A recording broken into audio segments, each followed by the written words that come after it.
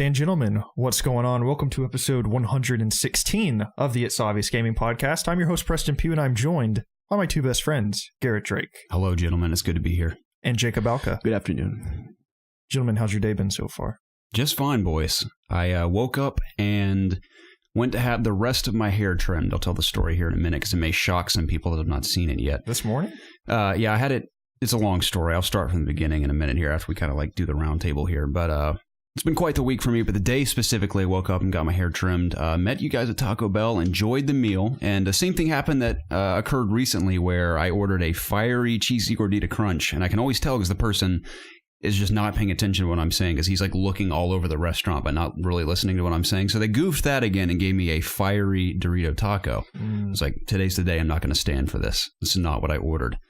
And you guys, of course, encouraged me as well. So I went back up there and had them correct the issue. Very kindly, of course. And they gave me the correct item. And it was delicious. It was worth every moment I had to wait to receive it. It was delicious. So let me know if I'm recalling this correctly. You took the taco and you put it in their face. You're like, this is not what I ordered. And then you opened the taco and then you poured it on his head. That's exactly what I did. That's what I mean by kindly. Mm-hmm. Now, if I was mean about it, I would have shoved it down his throat and possibly broken his legs. You fucking eat this because I'm not. You opened the quesadilla grill, shoved his head inside. Exactly. Turned him into Two-Face. Yeah. That's when I'm really pissed. That's how you know I'm pissed. Hey, Garrett, man, he's got quite a temper. Yeah. So it's been a good day so far. I'm glad to be here with you both. You could say you have a fiery temper. Oh, I like that, Jacob. I like that too. Very witty coming from you in that gorgeous T-shirt today. Yeah. Not T-shirt. It's the first time I've ever worn this shirt. How do you describe these shirts? It's not a, I don't know, like a traditional collared shirt. It's the first time I've worn like a button-up with short sleeves. Yeah. You wear it very nicely. See, I really like those shirts, but I don't fill them out nicely. I look like a dweeb when I wear them. Where do you buy a shirt like that? This is a PacSun shirt. Oh, really? Yep. Okay. Good call on the blue flowers here. I don't know are these orchids? What kind of flowers are these? I couldn't tell you. I'm not a flower guy. I know roses, daisies, and sunflowers. That's about it. I know dandelions. I don't know if they count as flowers. You want to learn a thing or two about flowers? My mom, she's a big flower gal. She's a florologist? A florist? I don't know. I wouldn't go that far, but she plants a lot of flowers. Like our house is always getting new flowers, and that's what she's the expert.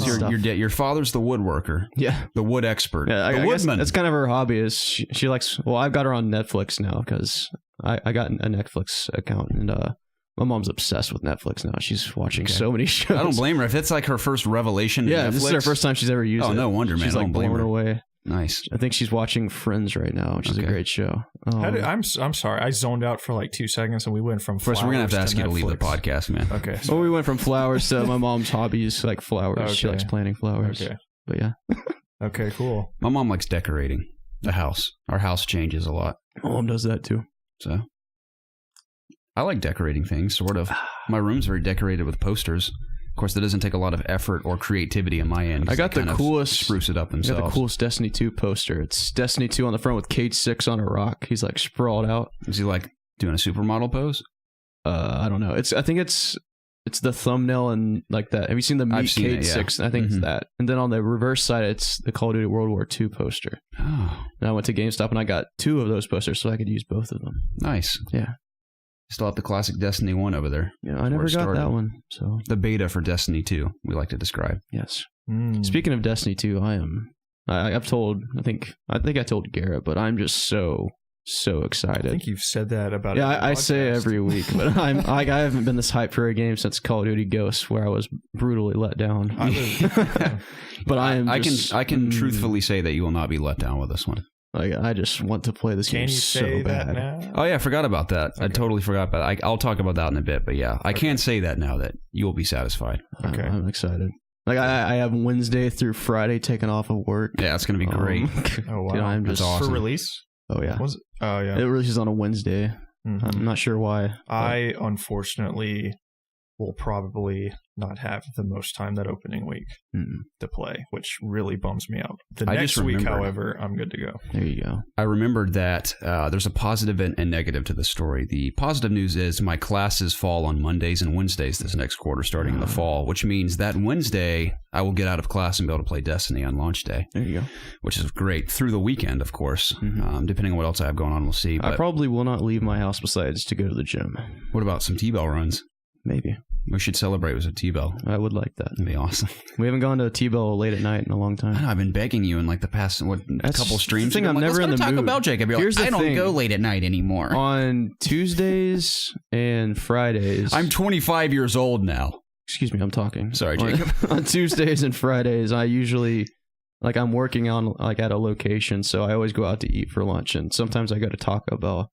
Do you? It happen, like, usually when you ask me, it's the same day, like, I go to Taco Bell for lunch. How often do you typically go to Taco Bell a week these days? Once or twice a week. Okay. Usually once, like, for a lunch break, then once with you guys, so.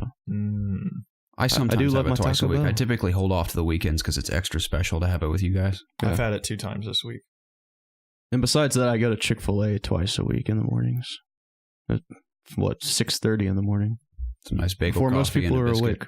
I ate at Chick-fil-A 5 times this week. 5 times. Oh yeah, you were on that location. So. Yeah. Now, what'd Have you you have told on us each about that specific yet? day? Yeah, I told you about it. I mean, on the podcast. I didn't have. Yeah, I did. I didn't have like Chick-fil-A per se. Did you have it at least once?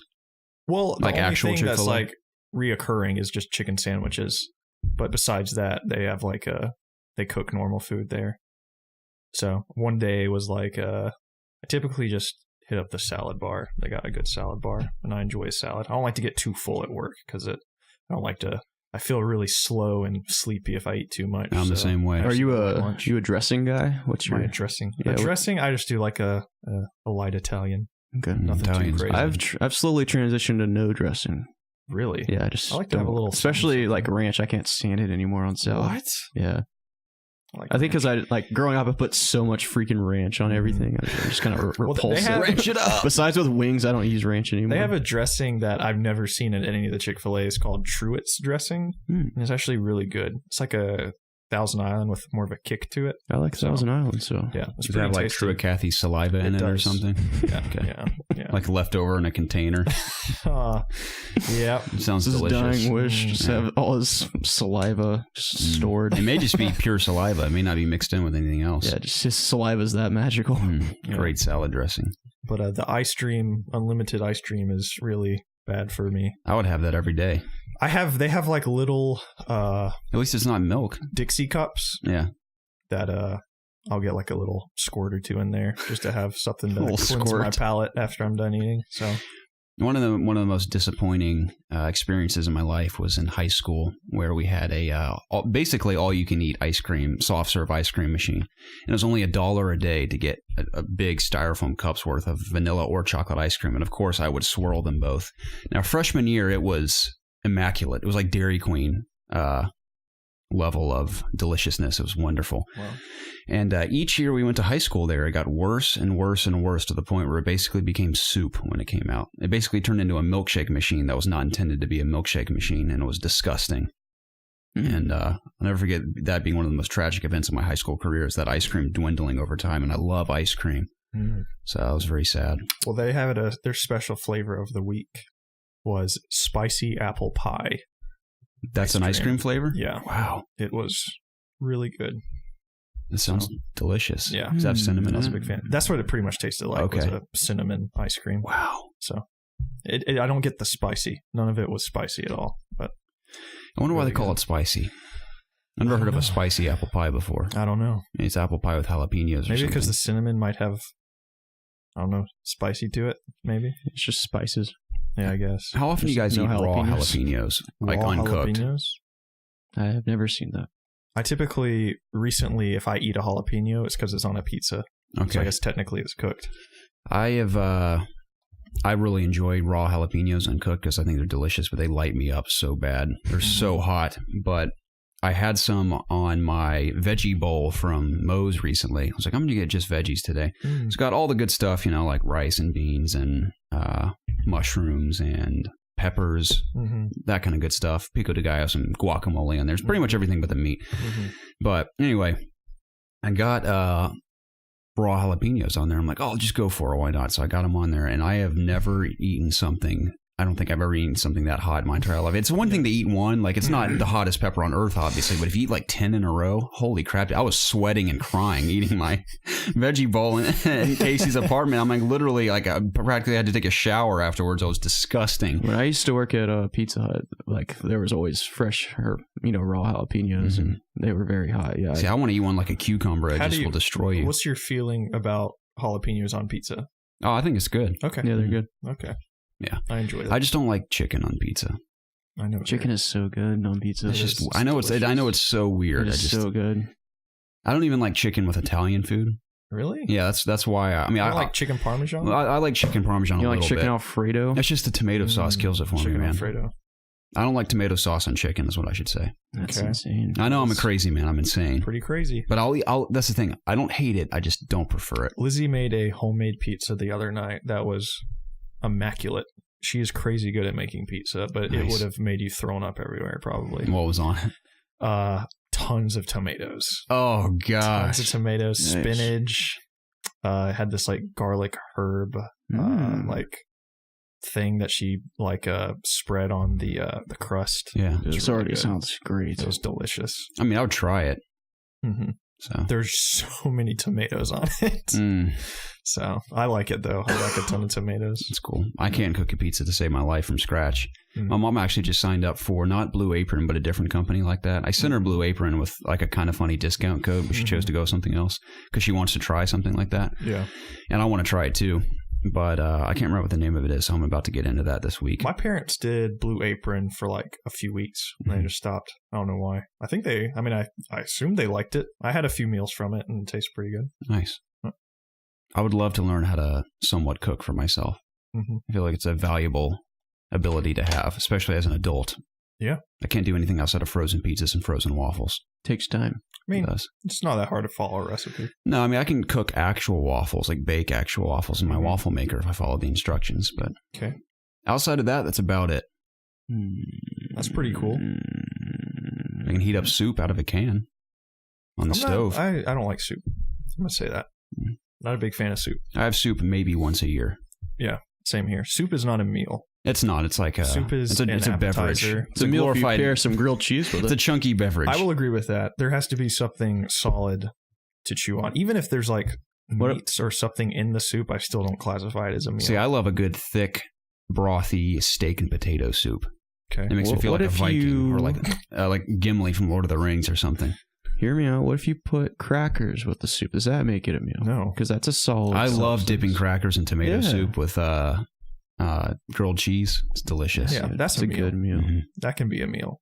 I think a soup complements certain meals for sure. I agree with that. The only time that I can kind of accept soup being a meal if it's like something hearty or thick, like a chili or a I love stew. chili.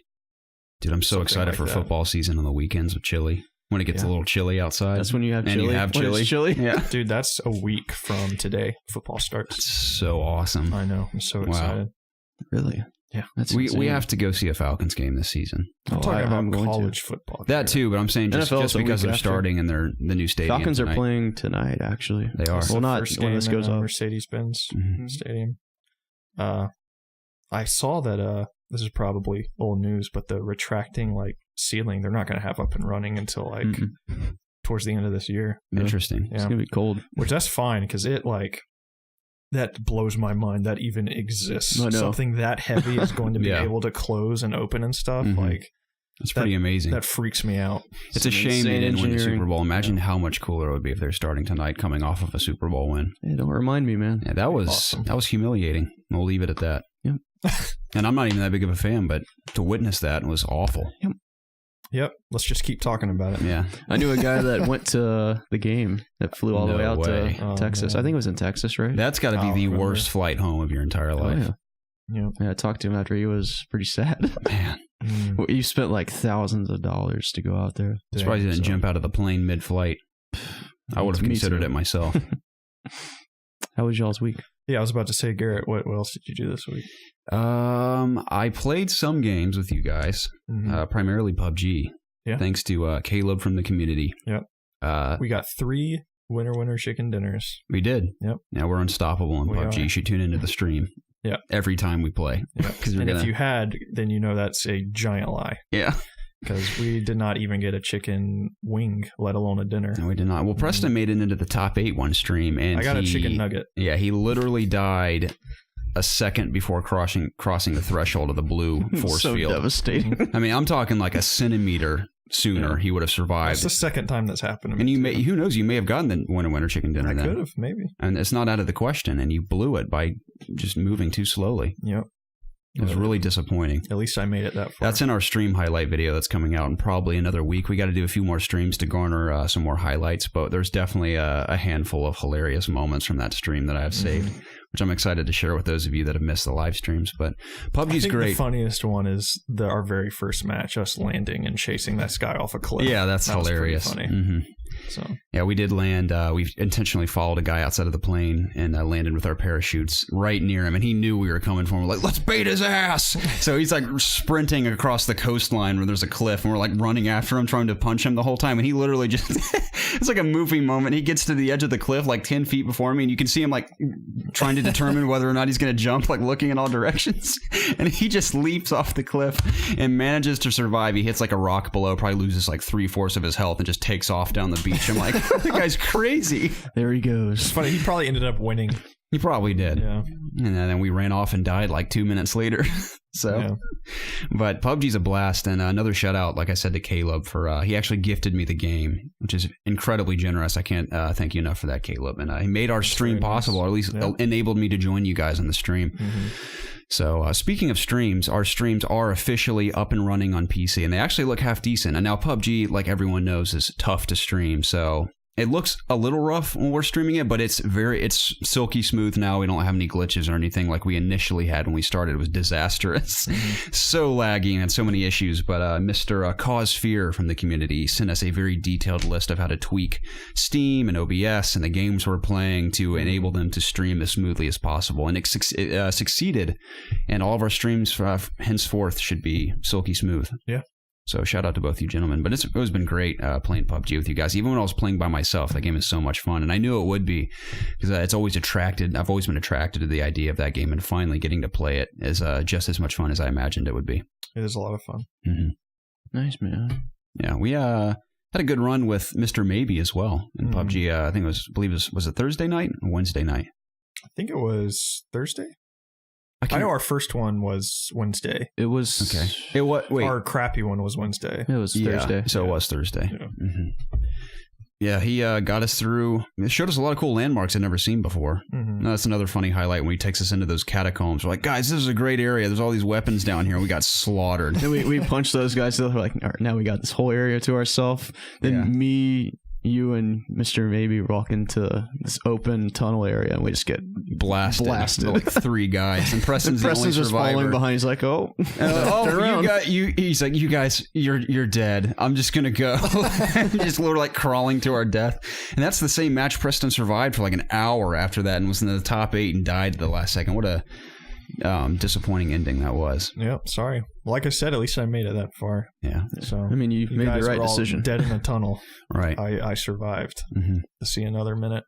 Yeah. I mean, arguably, you could have just died, and we could have started a new game. But we could have, but I could have won that match. Maybe. Yeah. I wanted to see what could have been. Absolutely. Anyways, you play anything else besides PUBG? Yeah, well, I mean, we'll talk about Call of Duty in a bit, but as far as PC is concerned, last night at like 3 a.m., I remembered a reminder popped up on my phone saying Rainbow Six Siege is free to play this weekend. I was like, oh, awesome. I forgot about that. I want to at least try it on PC and hopefully pick it up before because you said there's like a discount for it as well right now. Yes, that's like 50%. Okay, because I would love to buy that. Because I had an absolute blast with it last night. I started it up and played the first few situations to get a feel for it on PC. I'm like, oh, this is pretty intuitive, especially after playing a little bit of Overwatch and PUBG and Quake and stuff, and even Lawbreakers. A lot of the first-person shooters especially have similar control, so I was already a little comfortable on there. And especially coming off of Lawbreakers, it's so fast-paced and intense that alone will train you to aim a little better because you're just constantly flying all over the place. So going into Siege, it was actually a pretty smooth transition, and I felt right at home because I've had not a lot of experience in PS4, but enough to kind of understand some of the map designs and strategies as far as playing certain game modes. So I performed quite well, and I was very proud of myself. I think I led my team the first match with 6 kills, which I've never had 6 kills in Siege before, and it was on PC, so I was very proud of that. Granted, I was camping in the same room the whole time, but I got them. It was actually pretty cool because we were in a room defending the bomb point or whatever. They have to defuse the bomb or whatever, and they're trying to come in through the ceiling, and they blasted out the ceiling. They all kept coming to the same corner of the ceiling, and I would just wait for them and pop them every time. I don't know how they didn't learn that the same guy was killing them the whole time. But played a few matches, and it went very well, and I had a blast with it, so I can't wait to play with others from the community, and you guys if you pick it up. Yeah, I'd like to at least get the free trial, but the starter edition's $14.99. Oh, it's not bad at all. But then the one that's on sale right now is $23.99. I'm assuming it probably comes with operators and stuff unlocked. Okay. I'm assuming, maybe. Possibly. Maybe. But yeah, starter's $14.99. Nice. So. No, I love that game, and it's easier for me to get a hang of it as well because it's just so slow paced. And as far as aiming's concerned, you don't have to worry about someone zipping around you in Lawbreakers and have to whip your mouse around in all directions constantly. So it's nice to be able to just like post up in a spot and wait for guys. But it's a blast. I had fun with that. That's pretty much all I played this week outside of Call of Duty. Excellent. So yeah. Nice. I did finish my school quarter for summer of 2017, about to go into fall, of course. How did you fare? I did well, actually. I had a sound design class. It was a giant waste of time, but it's my minor, so at least it was easy. Nothing really to report there other than the fact that it was pretty smooth. I finished my color theory class by the skin of my teeth, essentially, because I missed 2 entire weeks of school based on COG trips that I took, or due to COG trips that I took. And I got an 88 on my color theory final, and I guessed on almost all of the questions. Wow, and nice. It was a miracle. So I passed, and that's what I'm happy about. Nice. Usually when I guess on tests, it doesn't fare pretty well. Right.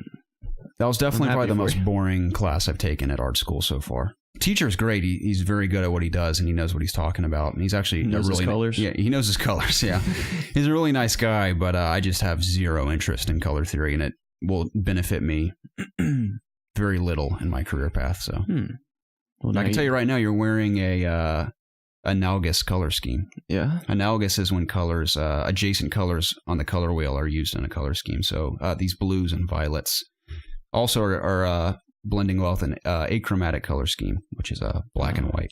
Oh. So nerd. Yeah. I know that about color theory. I know the very basics. Thanks. A little luminosity going in there too with the reflection of the whites coming off of your shirt.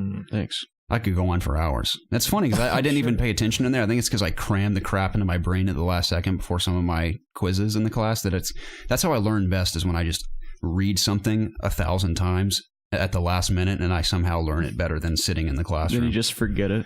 I remember that though. Oh, every time I do that, I just I can remember it for the test and it's gone. Everything that comes in, I consume in the classroom. Just goes in one ear and right out the other for some reason. Even if I'm paying attention, I just don't retain it at all. But when I cram it into my brain, that's how I learn the best. Gotcha. But yeah, school is cool, I guess. Awesome. So what, you got 2 weeks now? 2-week break, yeah. Going to PAX this weekend, and that's going to be a lot of work during and post. But it's going to be exciting. Got a lot of cool games to get to see. The notable ones are... Which ones are you seeing? I mean, I'm seeing so many, it's ridiculous. But the big ones are, I'm going to be playing an hour of Assassin's Creed Origins, which is exciting. About an hour of Shadow of Mordor. Evil Within 2. Shadow of War. Excuse me, yeah, Shadow of War. What's another big one? I can't remember. The Planet of the Apes? Planet of the Apes, yeah. That could be big, maybe not. We'll see how that goes. Mm-hmm. That'll be interesting to see what it's all about. A crap ton of indies. I mean, both E3 and PAX are so filled with indies, it would blow your mind. I mean, there's like hundreds and hundreds of them. So mostly indie stuff that are actually on people's radars. It isn't like the really minuscule ones, which are sometimes can be surprising and cool too. Like I saw some that are, for the most part, unknown at E3 that genuinely impressed me, that I thought were cool, which I feel bad for developers like that because they put so much hard work and effort in these tiny little games that are really special, but just no one ever hears about them. So, but hopefully some of the ones I'm seeing at PAX will stand out like that. Nice. I get to meet Igarashi of the Castlevania series, if I'm not mistaken, who's working on Bloodstained Ritual of the Night. I get to play a new mission from that, and I get to interview him, which is cool. Nice. I have no idea what I'm going to ask him. I have to do my research before I talk to him. Have a translator? So when you were working on Super Mario, sir, what was your favorite aspect of Super Mario 3? But that's going to be fun. I get to play Life is Strange Before the Storm.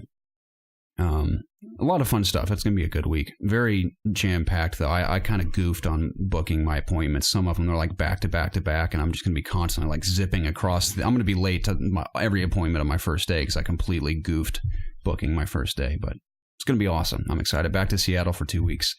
I don't know how much free time I have. I know I'll be free in the evenings, so if anyone lives in Seattle and wants to meet up and hang... You're going to be there for 2 weeks straight? Sorry, not 2 weeks. Sorry, I'm blanking here. Okay. I was thinking of the next 2 weeks of work I have to do.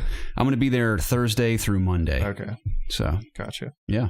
Cool. That's a cool town. I'm excited to go back. Very cool. Yeah. Mm-hmm. I'd like to get out to Seattle one day. I'd like to go there with you. I look forward to hearing what you say about Assassin's Creed and Shadow of War. As do I. I'm interested to see how I feel about them. I know. I hope you come back and you're just like, dude, Assassin's Creed is so awesome. I'm hoping the exact same thing. That made me so happy. Yeah, I'm hoping that it's one of those games that when you look at it, you're like, that looks kind of janky, but when you play it, it's really fun. Yeah. So I think it really depends on who's demoing the game, too, because I've seen some people demo and they have no idea what they're doing, and it just makes it look even worse. So I think if someone knows what they're doing, it could look pretty cool. Mm-hmm. That's what I'm hoping, at least. Yeah. Gotcha. So, yeah. Really cool. Jacob, what did you do this week? Played some cool games. Played some PUBG. Played a little more Overwatch. Played a little bit of Zelda before we started. I infiltrated Meadow, right? Is the flying thing. Yeah, the flying mechanical thing. And I'm on its wings, and I am getting all those terminals, and I am going to face another form of Ganon very soon. So it'll probably be Windblight Ganon. Sure, that's a spoiler. What were you gonna call him? It's just Ganon. I wasn't thinking of the name. There's like Fire Blight, Water Blight. Yeah. What's the other one? Sand Blight. Yeah, that's it. Camel Blight. I think he's Wind Blight. That's what it is. I thought wind was up in the sky. Oh yeah. I don't even know what the last Divine Beast is. Don't tell me. But okay, because it's not the best one. Okay. Getting to it, I liked a lot. Yeah, that part's awesome. Yeah. I attempted to go to it, but I didn't have any cold gear, so I quickly... It's actually a giant walrus. Oh. Yeah. Is that really what it is? No. Okay. It's a giant hippo. It's not out in the snow. Oh, I was climbing a mountain to get there, so... Oh, okay. Gotcha. I felt like it was the only way to get there, and I just couldn't make it. It could be through the snow. I know the snow's around that area. Yeah, I mean, I don't know. I quickly turned around, or I think I fast-traveled because I was going to die. Mm-hmm. But still enjoying that game. I only play it once a week when I come here. But I wish I had more time to play it. But my what am I trying to say? My time's focused elsewhere on other games right now. What else did I play? Played a little bit of Call of Duty World War II, which we're going to talk about. The beta, not the full game, of course. And I played Uncharted Lost Legacy. Got through that whole game. I did. I played through it all. Oh, wow. Finished it late last night, probably about 3 o'clock. So we were both up around 3 o'clock. Both shooting people. Yeah. The game's good. It's been reviewing fairly well. It's getting like 7s and 8s, I believe. Well, it depends. What do you mean? Game Informer got in. It's from like perfect scores to 7. Who gave it a perfect score? Just some. I think. I don't know. I saw a few perfect scores on Metacritic. I don't think it's by any means a perfect game. Mm-hmm.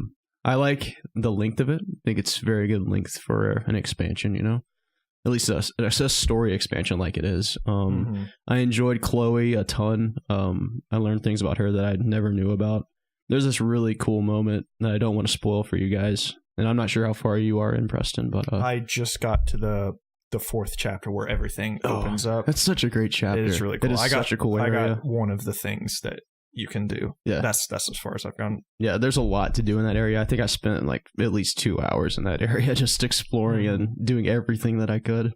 What else? I'm not a huge fan of Nadine. I've even in Uncharted 4, I wasn't like crazy about her. I thought she didn't really have a great reason to be in the game per se, and I don't like her connection to Shoreline very much. I don't think it's a very compelling narrative, and especially in this game, I feel like her reasons for doing things aren't as interesting as Chloe by any means.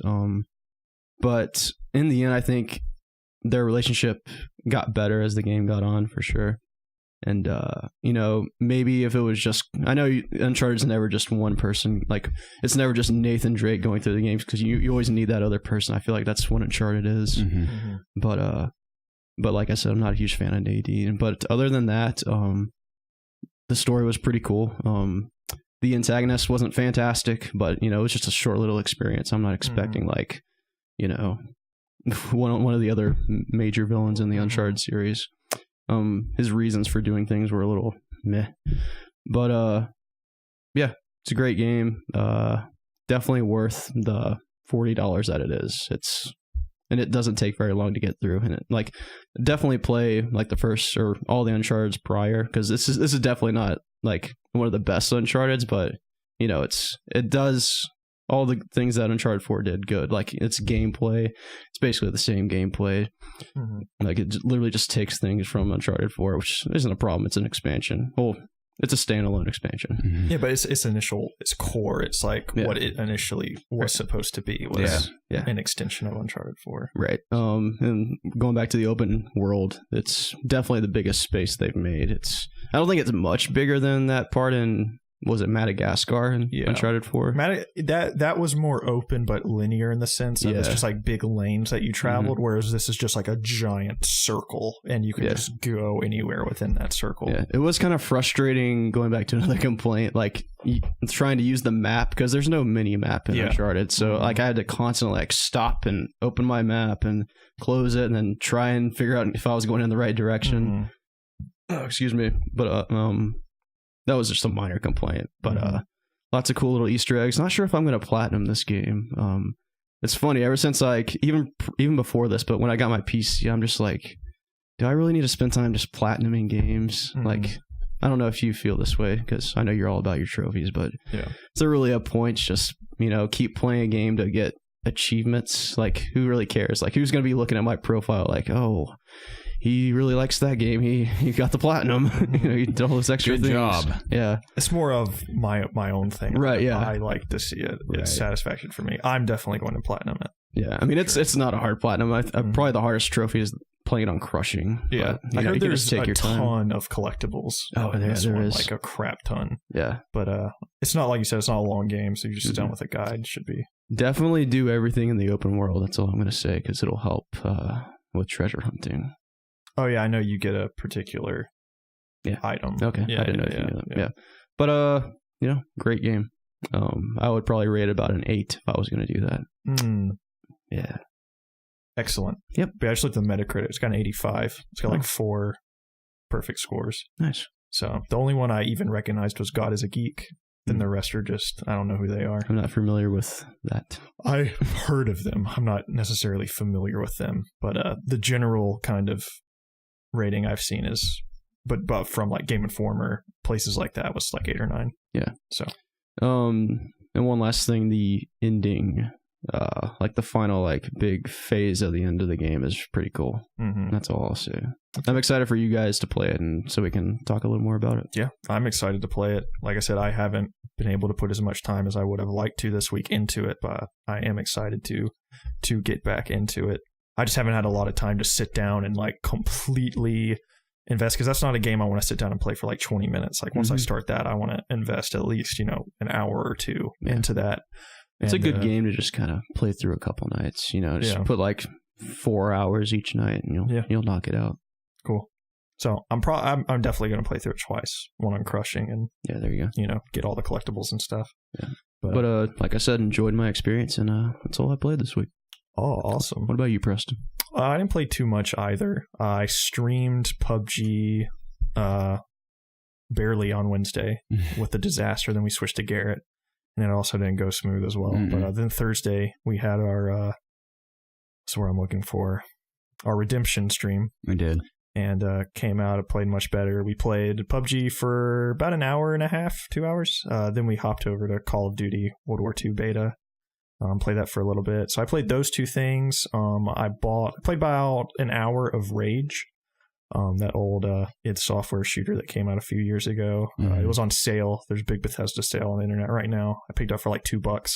I think that's a pretty underrated first-person shooter. I heard that the PC did have some problems when it initially released in terms of how well it ran, but I remember liking it a lot on 360. And I told you I jumped into it for an hour, and just in the little bit I played, I was like, this doesn't feel like it aged very well. Just the gameplay was insanely straightforward and just wasn't that fun to the point that I was at. Granted, I only had like a pistol, and I know there's like a bunch of cool weapons you get, but yeah, so that's not really fair to judge it playing again after all this time, because back when I look on that game, I have fond memories. Like, that game does a lot of really cool stuff, and I remember having a ton of fun playing with it. Like, I'm pretty sure I beat it like 3 times when it was on 360, so I might or may not go back to that, just depending on what's going on. Probably not going to, because we're about to hit the season where things are actually coming out, and I have better stuff I could be playing than a game that came out a couple years ago and I've already played 3 times. But anyways, I did that. Oh man, is that the only thing I played this week? How many people did you decapitate with the frisbee weapon? I didn't even get it yet. Man, that's the funnest part about it. I got to the first mission with where it's just still introducing things to you. I don't know. I still need to mess with the controls a little bit. The things just didn't feel right with me aiming. Like, it's too fast or too slow. I couldn't figure out which one it was, so I still need to tweak with that. That might have been why I was feeling the way I felt.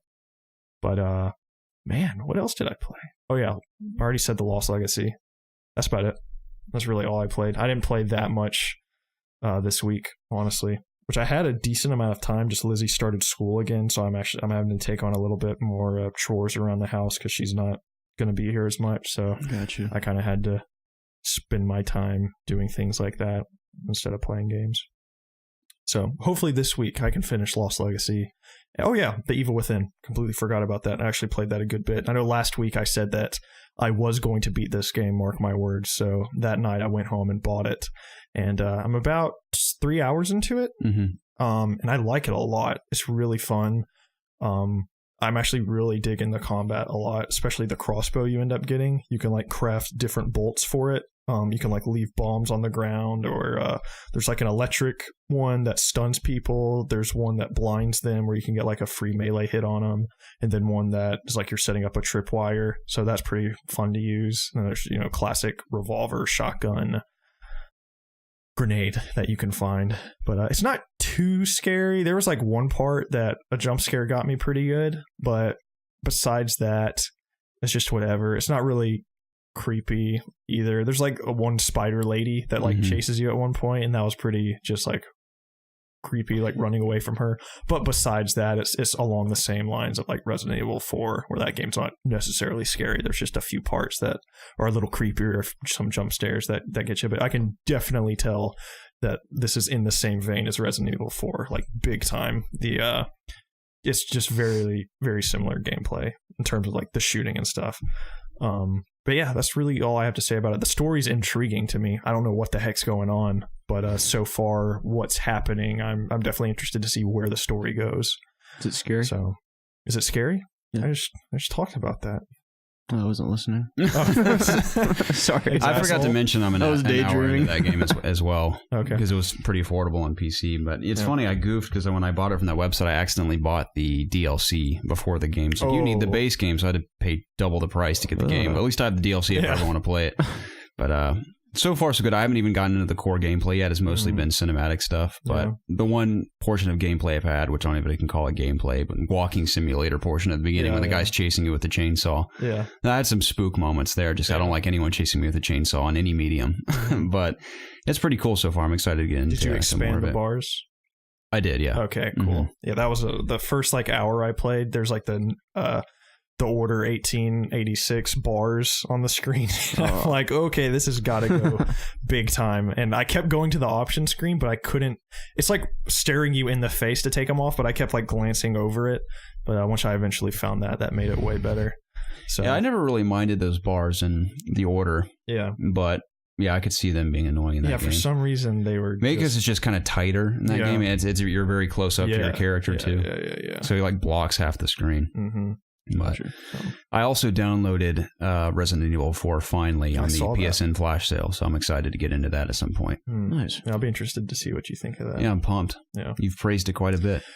I have. I just am always a little like antsy about new people playing it because just in terms of its control style, it is very old. That's what I'm kind of intrigued by, is that I kind of want to experience it like that. Yeah. So you said they updated it, though, but you said you suggest playing it the old way? I don't remember. Have you played it at all? I have not, no. I've seen you play it a few times. Yeah, if you're playing it and you're aiming with the right stick, you're doing it wrong. Yeah, you say to aim with the left stick. Aim with the left stick. Mm-hmm. I know that sounds weird, but that's just what this game is. That's just what feels right for this game. Granted, that's what the original controls were, so that's just what I relate to this game. So somebody that's starting brand new, maybe you could use the right stick. But I know there was another reason in terms of doing something else that control scheme worked out better. I forgot. It's been so long. But regardless, it's an awesome game. I play anything? I mean, we all played World War II, so I guess you just want to discuss that. Yeah, let's do it. So Call of Duty World War II, I've been hyped for this game. Before it was even announced, I've just been waiting for the moment they go back to World War II, as a lot of us have. I think even before Infinite Warfare, we were just praying that they'd go back to World War II. And it's finally here. And I'm happy to say that I actually am enjoying it quite a lot. I've played like 10 matches maybe in the beta. And so I can't really say for sure that I'm going to like really, really like this game, but from the small slice that I've had, I'm enjoying it quite a lot. I'm loving the just the brutality of it, just in terms of like the gore, and just the weapons feel really heavy hitting, especially like a shotgun. Like I feel like I'm just blowing, half of somebody's body off. It just feels way more brutal than Call of Duty's felt, probably since like World at War. So I'm digging that feeling. In terms of the graphics, I wasn't blown away. I was actually kind of like longing for more, especially after playing Battlefield 1, which that game is absolutely gorgeous. And then, coming to this game, it just kind of is lacking a little bit. But in terms of like the details on the guns and stuff, the guns look really nice. I know this is just a me and Garrett thing, but the hands look, nice and stuff on the gun. So all of that looks good. Dude, of course, the sound is great. Have you been listening to it? I haven't played with like headsets fully on. Like when I've played, I've been like talking to Lizzie or listening to something. Yeah, I haven't played with a full-on headset yet either. It's great. Okay. It feels like you're in World War II, obviously. It's awesome. Oh, yeah? Yeah. Cool. Yeah, Sniping's the guns sound fantastic. Yeah, sniping is the easiest sniping I think I've ever played in a Call of Duty game. Yeah, I'm digging the sniping big time. Especially when you throw I know it's not called the ACOG, but when you throw what is essentially an ACOG on your sniper, it's so easy. It's almost like too easy in a way. Oh, really? But that's definitely something I've had a lot of fun with too. Sniping specifically. Yeah. I'm liking the kill streaks and stuff too. There's not like so many.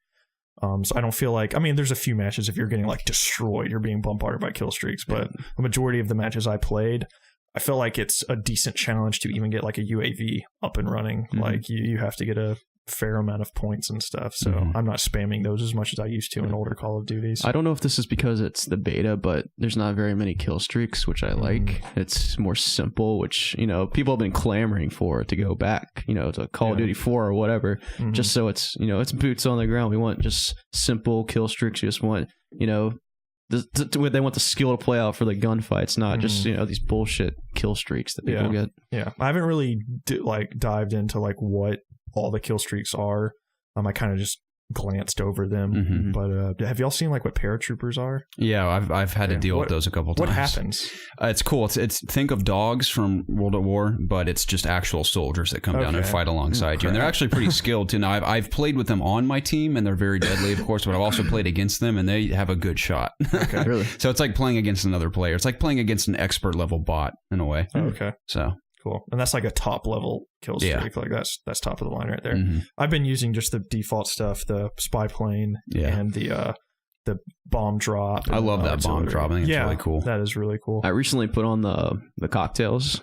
And those are fun, dude. Molotov cocktails. I heard you can get those really easily. Yeah, And I think it's like it's only a couple. I think it's like 3 or 4 kills, Yeah. maybe. Oh, okay. And they're fun to just spam. Wow. It's just funny watching someone burn. Yeah, as those weird as that screams, man, sounds. they're so violent. Oh yeah, They're dude. horrifying. I've heard a lot of my own screams from the incendiary shotgun rounds. Right. That thing is horrifying. When you come around a corner in a trench and that thing's firing at you, my goodness. Yeah. Oh yeah, on that trench map, shotguns are great. They are. Yeah. They're a lot of fun to use. Well, my favorite way to use it is to throw on the perk where you can shoot and sprint and reload, so you never have to stop sprinting with your shotgun to stop and shoot. It's awesome. It's perfect in those trenches. Mm-hmm. And I've only used it primarily, the shotgun, in war mode, when you're, especially on attacking, when you're taking that first house. It is so fun to have a shotgun in that house, dude, because it's so close quarters, it's impossible to kill in one shot. I'm really enjoying the submachine guns because I've switched to the airborne class where you get the suppressor free, and it's really cool. Yeah, the submachine guns are both very deadly. I like the grease gun. And then the PPSH. That one's good. I like the type, especially with the red dot on it. Yeah. No, it's not the type. It's wait, is it the type? It's the last submachine gun. I think it is the type, the one where it has the clip on the side. Yeah, I don't know if it's called the type, but it looks like I know the what type. you're talking about. I like it. Mm-hmm. I was using a bit last night in the war that we were playing. Nice. Cool. Yeah, My sorry favorite for being gun- dead wrong saying war mode. I didn't see that. Oh, it's okay. Yeah. Yeah, my favorite gun still is the STG-44, just because not only is it very accurate, I have a grip and a red dot on it now, so it's just dead accurate, and it has a ton of range on it. So even if there's a guy like way across the map, I can almost always get him from afar. Nice. I know Mr. Maybe's praising the M1 Garand. I like the M1 Garand a lot. I've had some good matches with it, but I'm more consistent with the STG, so I've been sticking with that most of the time. But yeah. And 1 Grand's good. It's just very situational for me because I like to run around. I don't like to just sit back and shoot people. It's deadly though, for sure. I imagine, again, with that sprint perk where you can sprint and shoot just to quickly pull up your gun with it, it could be pretty good on the go. So if you hit them in the chest once or twice, they're going to go down every time. But yeah, all the guns, for the most part, all the ones that I've used feel really good to use. I don't know if I'd describe any of them as overpowered yet, because even when sometimes I'll use them and be like, wow, I killed that guy really fast, but other times I'll shoot a guy for an hour and he won't die. Yeah. That could be a connection issue. I don't know. But well, a little bit earlier you were complaining a little bit about the sniping, saying it was a little easy. I was only because, and I'm not the first to say this, because I kind of had that in the back of my mind. Then I watched a Hutch video specifically about sniping in World War II, and he kind of said the same thing, where I don't know what it is. It's like maybe there's just like less sway in the sniper or something, but especially with that ACOG on, dude, if you have decent accuracy, you're going to kill someone every time you fire that gun. And the best sniping experience I've had, and the most difficult, ironically enough, is when you're trying to take the bridge in war mode. Yeah. Even if you're attacking or defending, there's just snipers on both sides. That's all it is.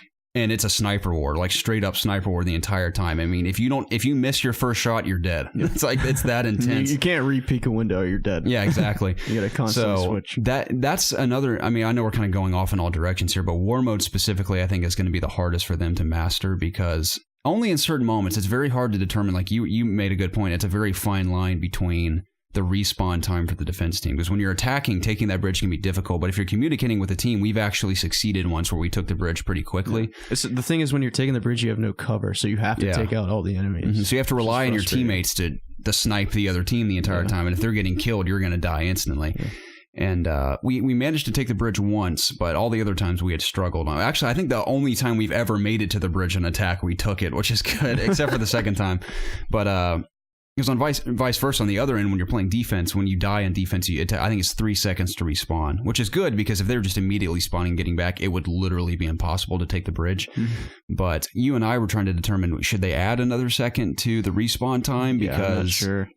We've managed to stop teams at the bridge, but we've also had a ton of teams finish the bridge and move past us. So I can't determine whether. I'm glad it's not my job to determine those sort of things. Yeah, I will say that when we play well in that mode, it is so much fun. I love the changing objectives, like taking that first building is fun to defend. I like the end where you're like kind of pushing the tank as a payload. Yeah, exactly. You can get in it and you can build walls and turrets and stuff. Yeah. And I just love how it's just constantly shifting. Like I start with a shotgun in that room because it's such close quarters, and then I move to a rifle to defend the bridge, and then I move to like a submachine gun in the final. Yeah, it's cool in that way that you kind of have to switch your loadout depending what part of the map you're playing on. And it's literally like 3 modes. Like the first room is like domination in a way, like one flag domination, and then the second mode is kind of like hard point, where you have to plant the bomb and like get it all the way across. And I guess the third part's like kind of like hard point or search and destroy or something. But the middle part I don't even know how to describe that part. I don't know if it's balanced or not so far, but I will say I've had a ton of fun playing War Mode. And I've said this 1,000 times. I'm not the only one to say this either.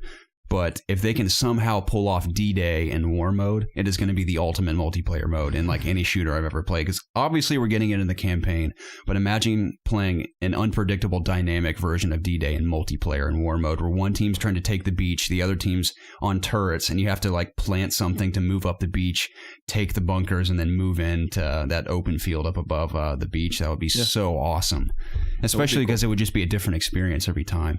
So I'm hoping for that. I'm hoping they're keeping that under wraps, because that would just be amazing if they can make that work. I feel like if they can make the one map we have work in War Mode, they've got to be able to make that work somehow. I'm sure there'll be others, but I don't know if it'll be D-Day, but I hope it is, because that makes too much sense for me not to be D-Day. Yeah. So. I like War Mode. I think I still prefer regular Call of Duty multiplayer, because I don't know. I've had a lot of frustrating moments in War Mode, right? Whether it's people just killing me after I spawn, or just people camping that when you're defending that little shack on the right, when you have to go up through that hole to get up. I've died so many times just trying to get through there. Maybe that's just me being an idiot and just keep going back. Yeah, that's kind of a pointless spot to go through, because if someone's defending it, you will never get through there. Yeah, I know. I mean, I myself, just because it's so easy, will sometimes camp it with a shotgun just as a joke, because it's that easy to defend. As people walk up, you instantly kill them with a shotgun, so they're going to have to do something about that. But I myself have spent the most time playing Team Deathmatch, just because I feel like that's where you get the simplest experience going into at least a new Call of Duty. I like Domination personally. I've always been a Domination guy in Call of Duty. I will say Domination on that map with the trenches is a lot of fun. And B is so intense to hold down in that circle of the trenches. But something else specific about it that's sticking out to me. I mean, all the modes are solid, but I will say when we first went into the beta, I did very well, because I think everyone came in at once. Everyone was kind of collectively learning the maps, and then I stepped away for about 24 hours, and I came back, and it was a very rude awakening. Felt the same way. Because people had obviously learned most of the maps by then, so I was still learning. So it was a struggle for several matches when I came back, but then once I finally got a grasp of where I was going in all the maps, I got back to like my normal, for the most part, positive kill-death streak or kill-death ratio in every match, and it felt good to play again. But I will say I went through a little rough patch learning the maps, and camping and drop-shotting is running rampant in this game right now. I think it's because no one can slide anymore, no one can jump through the air, and everyone's kind of been used to that. So everyone kind of, for the most part, didn't drop-shot or camp much, because you're just quote-unquote so mobile in previous Call of Duties in comparison to this one. But I will say people have resorted to hardcore camping and drop shotting. And I say camping where I will come around a corner, someone literally finds the corner of a map and is just prone waiting for you around the corner. I mean, camping in War Mode makes sense.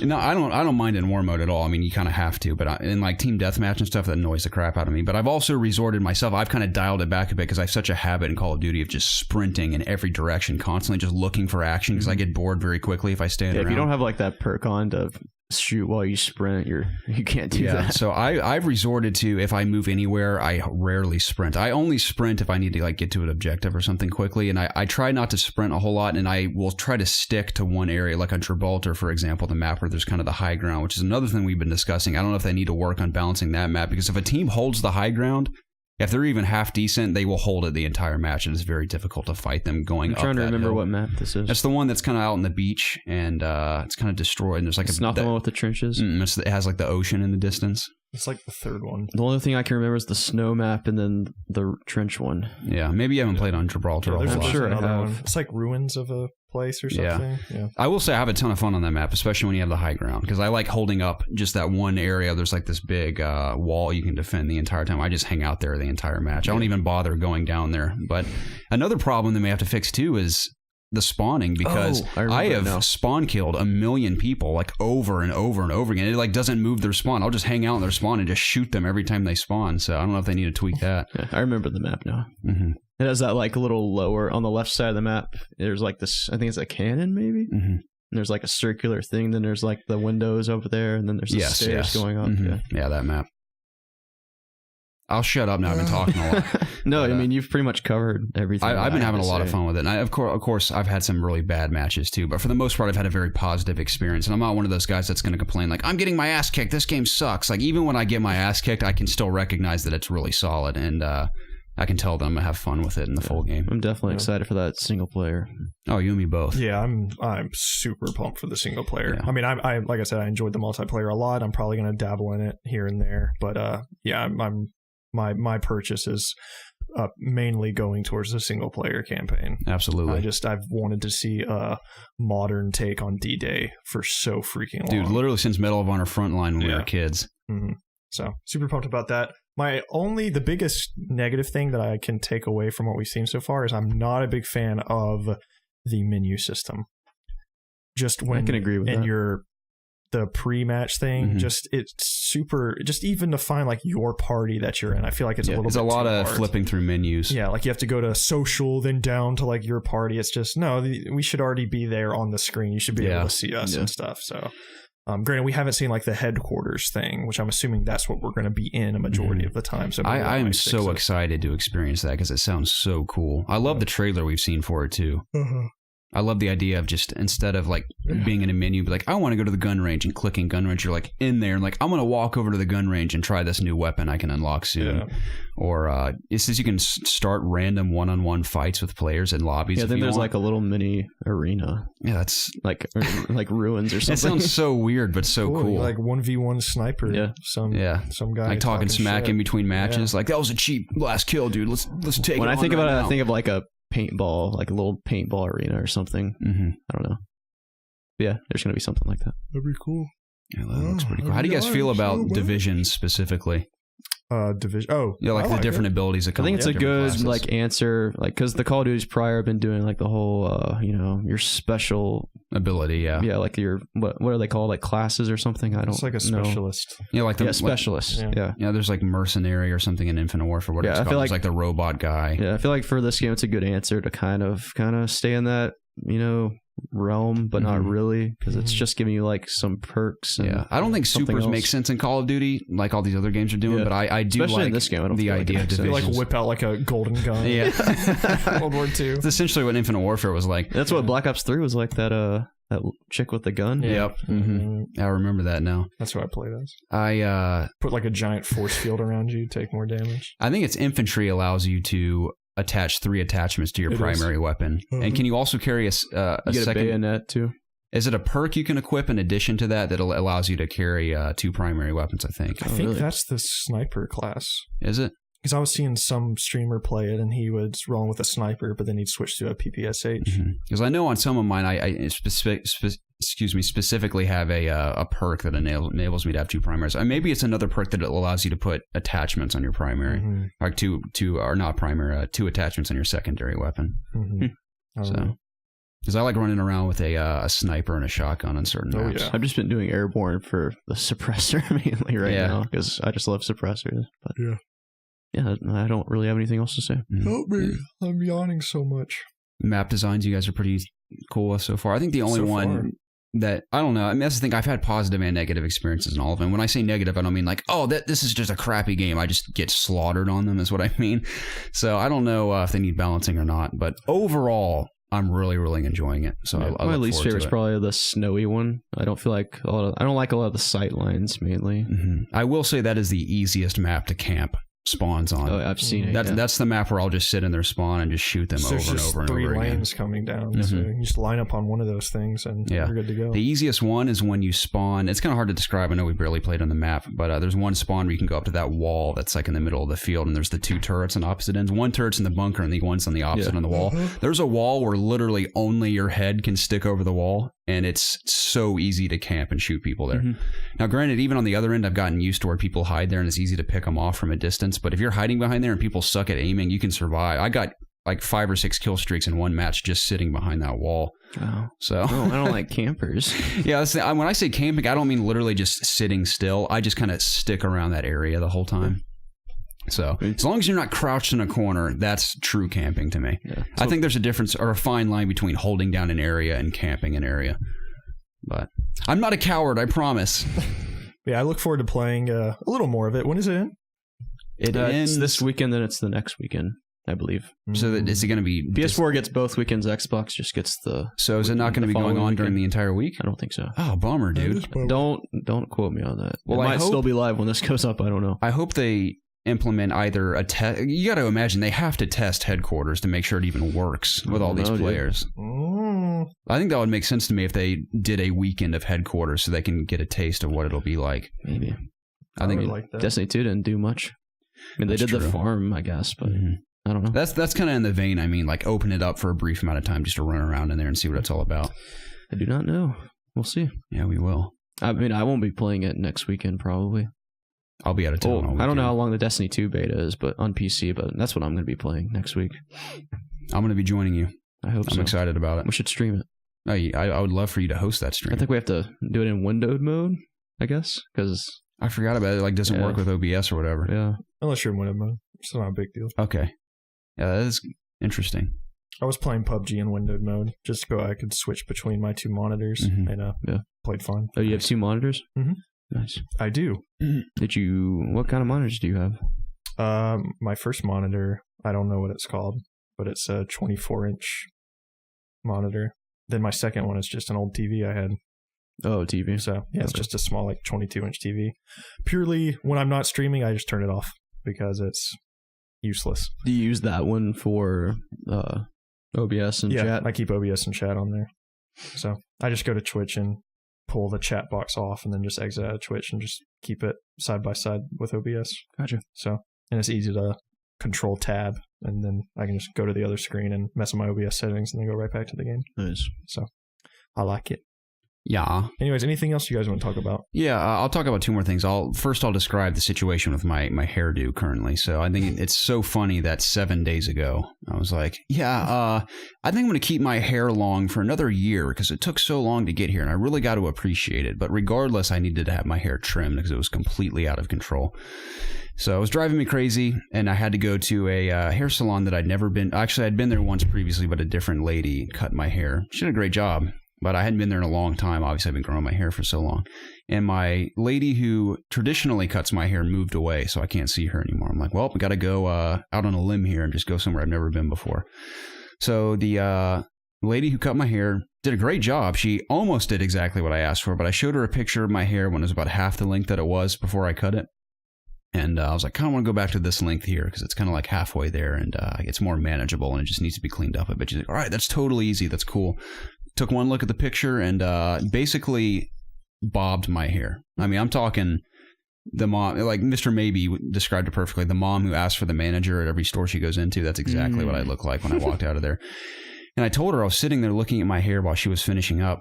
And I was like, so you're sure I don't look like a middle-aged woman named Helga who chain smokes on her front porch and yells at little kids that walks in her front lawn. She's like, why do you say that? I was like, it doesn't look like a bob to you? She's like, no, it looks very French. She's like, this is what the French guys do, and they slick it back. I was like, okay. So I'm like trying to just trust her because she's like this hip hairstylist. I'm like, maybe she knows what she's talking about.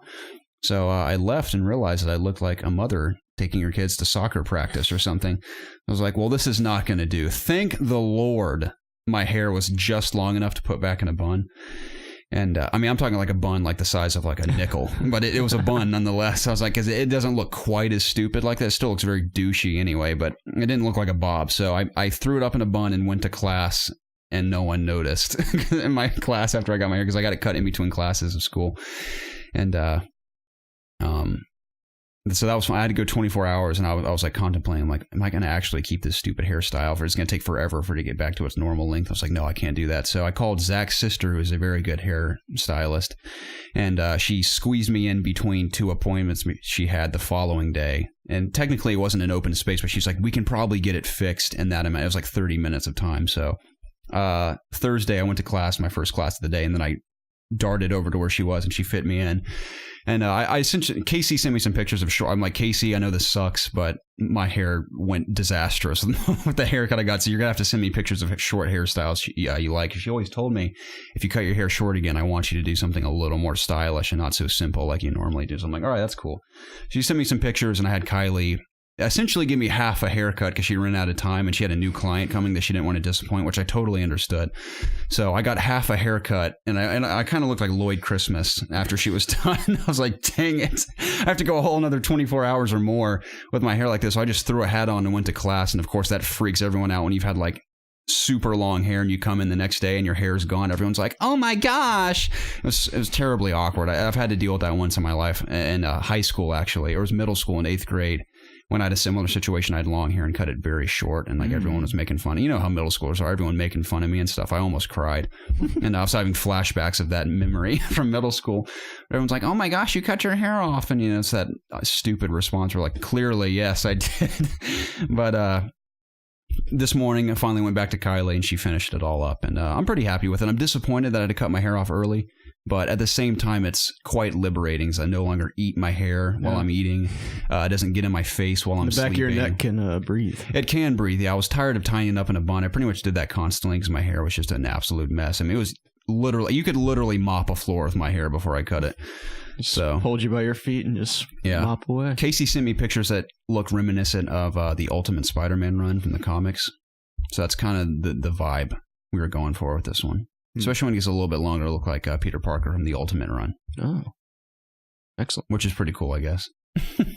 So it kind of sucks I had to cut it off when I'm back to square one here with short hair. And I'm probably just going to grow it back out again. Probably not as long as it was, but I'm starting the process all over again. This is phase 2 of ItsObviousGaming. You can chronicle the regrowth. I've chronicled it once here. This is the second run. We'll see how it goes. But so that was unfortunate, but at the same time, liberating. So, yeah. Excellent.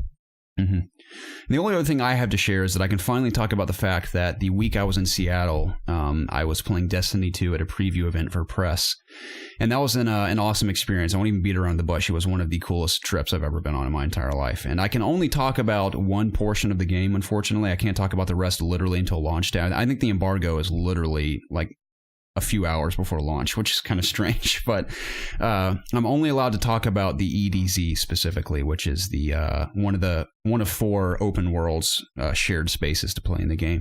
But I'll talk about the trip in general because everyone, for the most part, knows about Destiny 2 and probably the EDZ at this point. But the trip itself was cool because, and I have to say as well, Activision did pay for everything and put the whole event together. And I'm not just saying that because I have to, but I'm also thankful that I even got to go. So that's cool.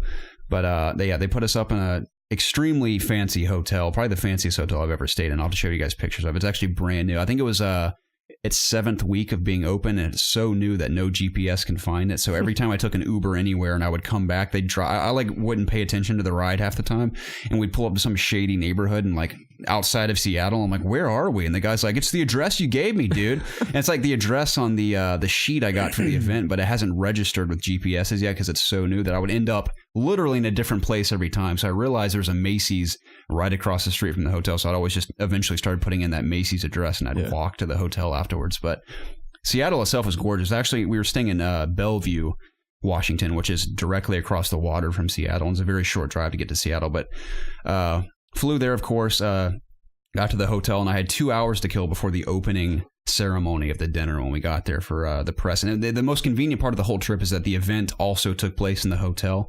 So it's just go sleep and come play Destiny all day. It was awesome. That must be nice. So we get there, and I had 2 hours to kill, and I was like, I don't know how much free time I'm going to have once the event starts, because it was like balls to the wall Destiny as much as possible for 3 days straight once we started. So I was like, I'm going to take this time to go see the Space Needle, of course, because I'm a generic tourist, so I can get a picture of it.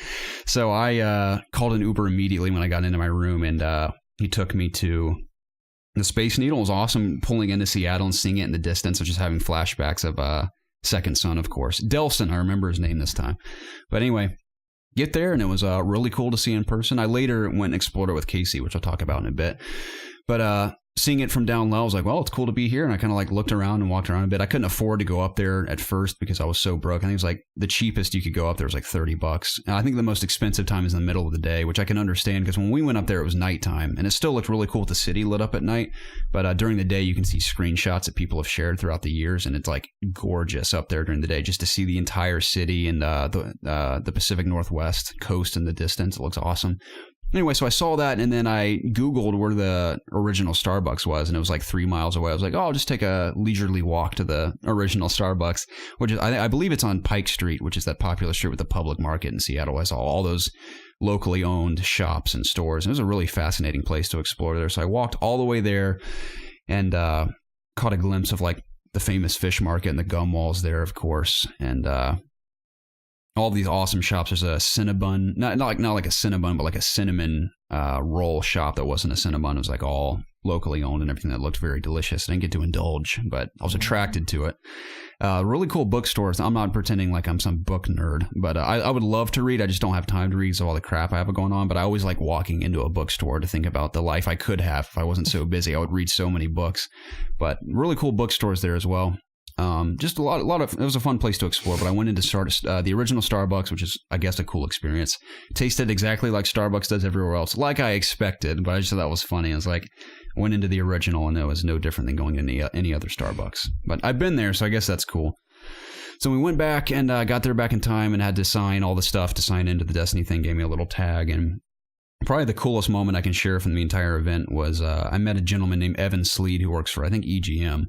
And it was so funny how we hit it off because we briefly talked to each other in the elevator going up to our hotel rooms. And he's like, this is going to be pretty fun. I was like, yeah, I'm pretty excited about it. I really love Destiny. It's going to be cool. We're like, yeah, cool. So we just like went our separate ways. That's all we said. So I walk into the bar where they're having this opening ceremony dinner for the press. And he's like sitting in a corner by himself, which is exactly what I was going to do. So I got like a plate full of snacks and a drink and went and sat next to him. And he's like, it's not that I'm afraid to go are afraid to talk to people. I just don't like really to walk up to people and start conversations. I'm like, that's funny you say that because I'm the same way. But if someone comes to talk to me, I'll talk to him for hours. I just don't like walking up to people to start a conversation. So we hit it off and talked about all kinds of fun stuff, and it was cool. So in the middle of our conversation, Deej from Bungie, like the Deej, sits down right. Because he sits down right in front of me, and I couldn't remember his name at first, but he sat in front of me. And I knew I recognized him. I was like, you're the guy. I was like, everyone knows you. And he's like, that's what they say. It's like, Deej, isn't it? He's like, yeah, that's the one. He's like, I'm the community manager. I was like, oh, awesome. I was like, yeah, my buddy and I were just talking about you before I came on this trip. We're both really big fans of the game. He's like, oh, that's cool, man. I'm glad to hear it. And I was like, yeah. He's like, I bet it'd be pretty cool if he knew I was sitting across from you right now. And he's like, you want to take a picture and send it to him? I was like, yeah, sure.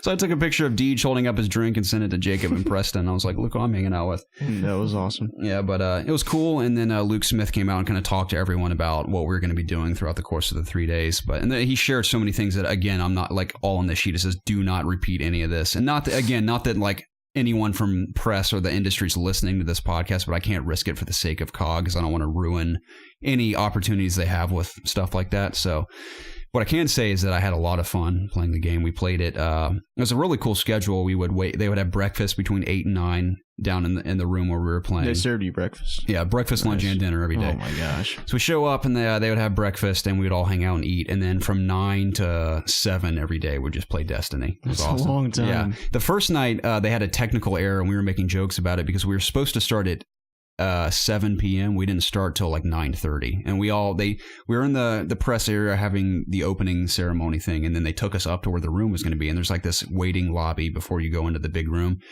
and we stood there for like an hour and a half talking, and I got to a point where all of our conversations shifted to like, what's happening right now? Like, how long have we been standing here? And I was looking around, and like everyone was kind of like being weird. All the Bungie people were like rushing around everywhere. I was like, what's happening right now? We were making jokes like, what if like this whole event is a dud and they've screwed something up and we all have to go home. And turns out they had some major network issue with connecting all the consoles in there, and they had to call like 100 people to figure out how to solve it. Oh man. So that was a spook for sure. I was like horrified that we'd gone out there for no reason. I wanted to play the game so bad.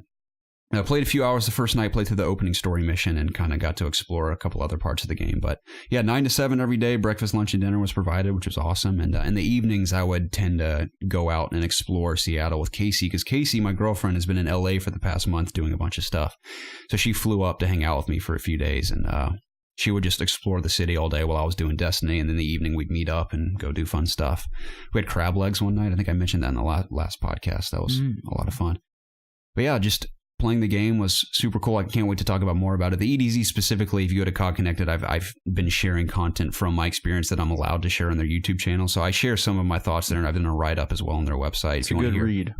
I'm glad you approved, Jacob. But if you want some of my in-depth thoughts, you can go to their website and read it there, or go to their YouTube channel. But EDZ itself is cool. I won't say much about it because I'm sure most people know what it is, but just far more open, a whole lot more to do with like adventures now that are like little narrative-based side quests you can do that take between 15 to 20 minutes to complete.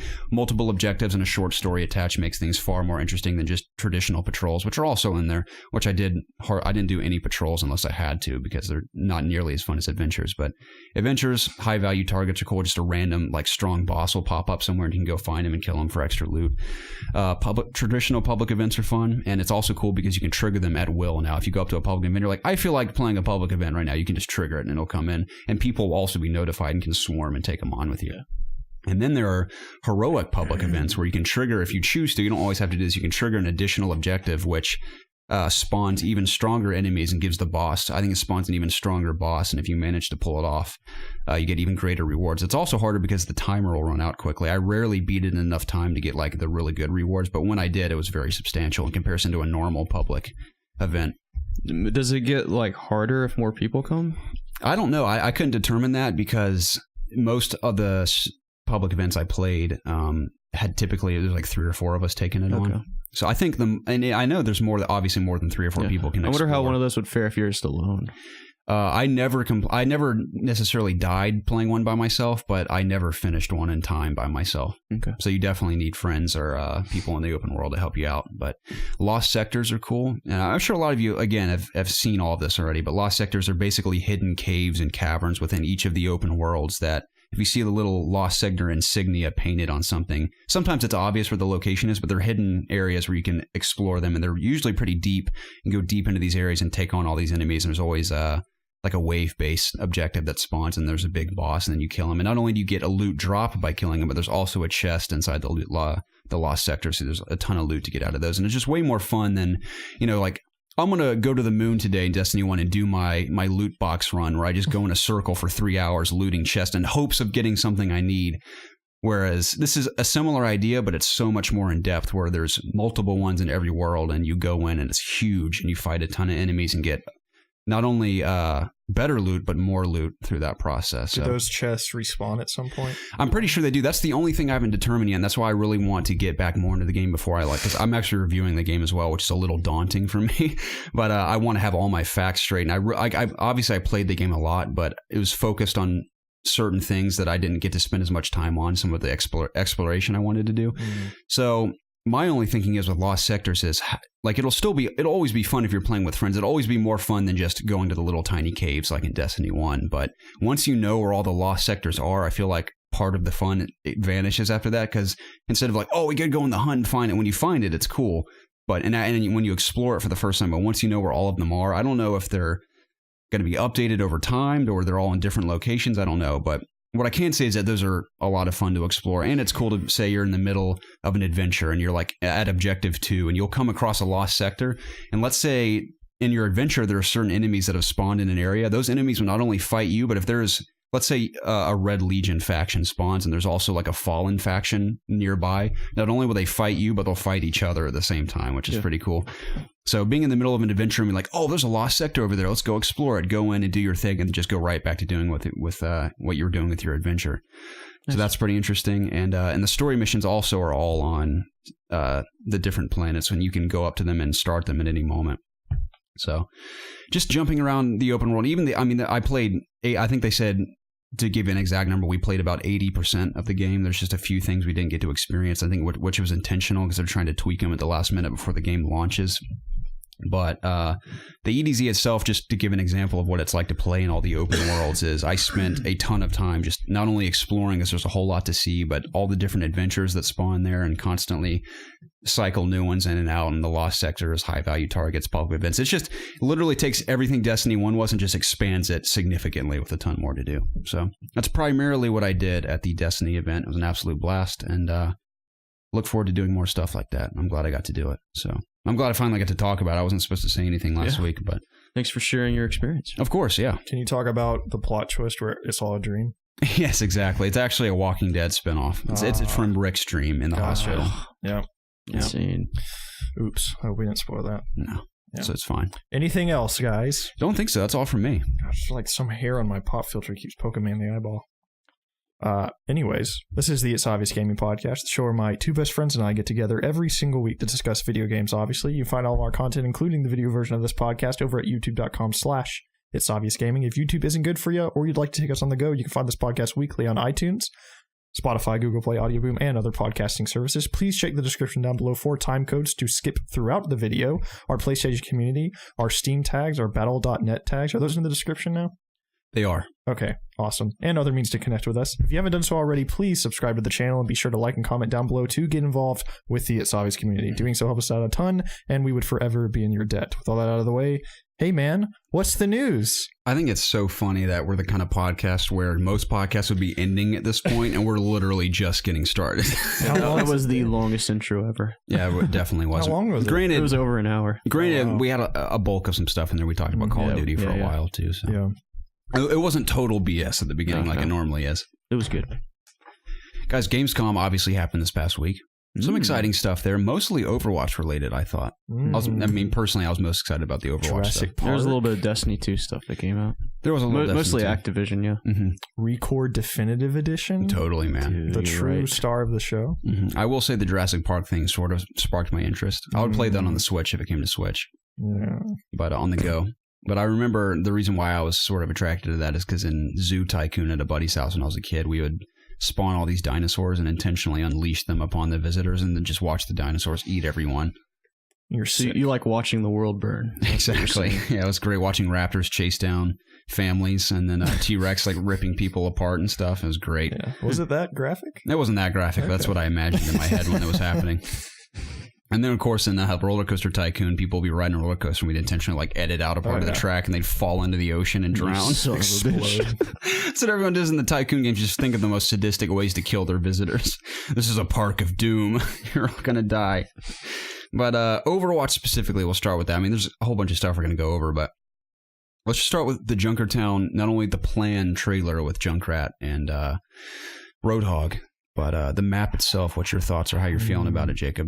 Tell us, because of course you're the biggest Overwatch fan at the table. Tell us how you feel about the trailer and the map layout from what we've seen so I far. thought the trailer was okay. It's probably a different take than most of the trailers I guess it's a trailer and a cinematic in a sense. Yeah, I didn't like it. Yeah, I didn't at first, but then I watched it another time and I was like, okay, I can appreciate this. It was it's very, definitely not my favorite. Very Shaun of the Dead inspired in that trailer. The part where they're trying to figure out how they're going to do the heist. And it's like that scene from Shaun of the Dead when they figure out how they're going to get. And then it was all for naught in the end. Yeah. Yeah, I mean, the trailer was fine. I mean, obviously, you can't really consider it an animated short because the animated shorts are so much at a higher quality in production and storytelling. This was just more of like a goof for the trailer. Yeah. Okay, see, I think that's why I just went into it with the wrong mindset. I thought this was one of their shorts. No. Okay. See, I've yet to see. Yeah, I thought it was at It is first so too. good. Yeah, I've heard nothing but good things. It's awesome. I thought it was at first too because I knew that they were showing a new animated short, and I thought that was it. Yeah, me too. Yeah, at first that's what I thought was. I'm like, man, they really lowered their production like value. even just like you said, it just didn't look as good. Yeah. So it almost looked like a student film version of an Overwatch short. Is what it looked like. Yeah. I don't think they'd appreciate that if you told them that. I'm saying if it was intended to be one of their animations, that's what I would describe it as. But the fact that it was a trailer, it was perfectly fine for what it was. Yeah. The map itself, it looks awesome. I was telling you earlier. I mean, you brought up Mad Max. It takes place in Australia. The map itself, I like the beginning the most part, where it's like this, this Western feel. It has like wooden shops and stuff. And you're pushing the payload through the little mini town up into the gates of the city, which is really cool. There's like windows perched up on like the walls of the city, so you can shoot people down from those. And there's also, once you get towards the end of the map, there's this little spinning, I guess it's a gear or something, and it might make for some interesting gameplay mechanics. But the map, it's probably going to be one of my favorite looking maps. Probably the map that has that top title right now for me is the Eichenwald. Yes, that map looks so gorgeous. It does. That's one of my favorite things about Overwatch is that all the maps are just kind of not only are they real based, like they're real places just in the future, but they're all different, different variants of colors. They're all much different from one another. But yeah, the map looks awesome. And I can't wait to play on it. I haven't played on it yet. I keep saying I'm going to download the PTR, but I just haven't yet. I'm amazed at you being the Overwatch fan you are and wanting to play it on PC. You still haven't done that. Well, I was going to do this last week, but I was really wanting to finish Lost Legacy before the podcast, so I did that instead. But maybe I should just actually download the PTR and actually give it a try. That would make sense. What do you think about this controversy with this map? Oh, we were talking about this earlier. Did you write the quote down? Whatever. I didn't write down the quote, but we were talking about how funny it was that how just nice of a guy Jeff Kaplan is. Yeah. We love his public service announcements essentially for Overwatch when he gives the updates. It's like, hey guys, and Overwatch Season 6, we're gonna dial it back to 2 months, and going forward, we're gonna tweak some of the characters. Like we said we wouldn't do, but we really think it's, he just seems like the nicest guy ever. And the funniest headline I've read in a long time is when it says, Jeff Kaplan apologizes to the entire country of Australia. Yeah, I think there was some sign at the beginning of the map that it's take out, and it says take out, but it's supposed to be take away. Yeah, that is hilarious. Which is funny, like, okay, fix it. But I actually saw on Twitter some people that were actually mad about this. See, I thought it was like a big joke. No, I did see some. Granted, they could have been a joke, so I'm just gonna leave it as a joke. So yeah, maybe they were like pretending like they were triggered. That's by the it. thing. If you actually got mad at that, then you need to reevaluate some things. Yeah, I know Australians don't really get represented in games a whole lot. As in terms let's be honest. The most accurate depiction of Australia is Mad Max. It's just a big wasteland full of kangaroos and deadly animals. And then the people like Junkrat come from there. Yeah, exactly. And are the there kangaroos in Mad Max? No. Okay. I don't recall, at least in Fury Road, I don't recall seeing any animals. Were there dogs or like cats or anything? I don't think so. I don't recall seeing any. Something like scorpions or something. Kangaroos, I can say that for sure. No. I'm sure there was a snake or scorpion or something. Possibly, yeah. I can't remember. Maybe in some of the older ones. Yeah. I think there was a dog in the original one. A doog, yeah. Okay. Anyways. What were we talking about? We're talking about Australia. The wasteland that it is. Oh, yeah, Junkertown. Them and their takeaway. I think it's going to be a cool map. I'm excited to play on it. Hopefully next week I'll actually have thoughts on playing the map. I feel so cool now that we can play on PTR. Like, yeah, guys, we're going to hop on the PTR and check out the map early now. I still haven't tried the deathmatch mode or that new map Jacob, either. You're killing me, dude. Are you even a fan of Overwatch? No. I think you're a big phony. I just stream it sometimes.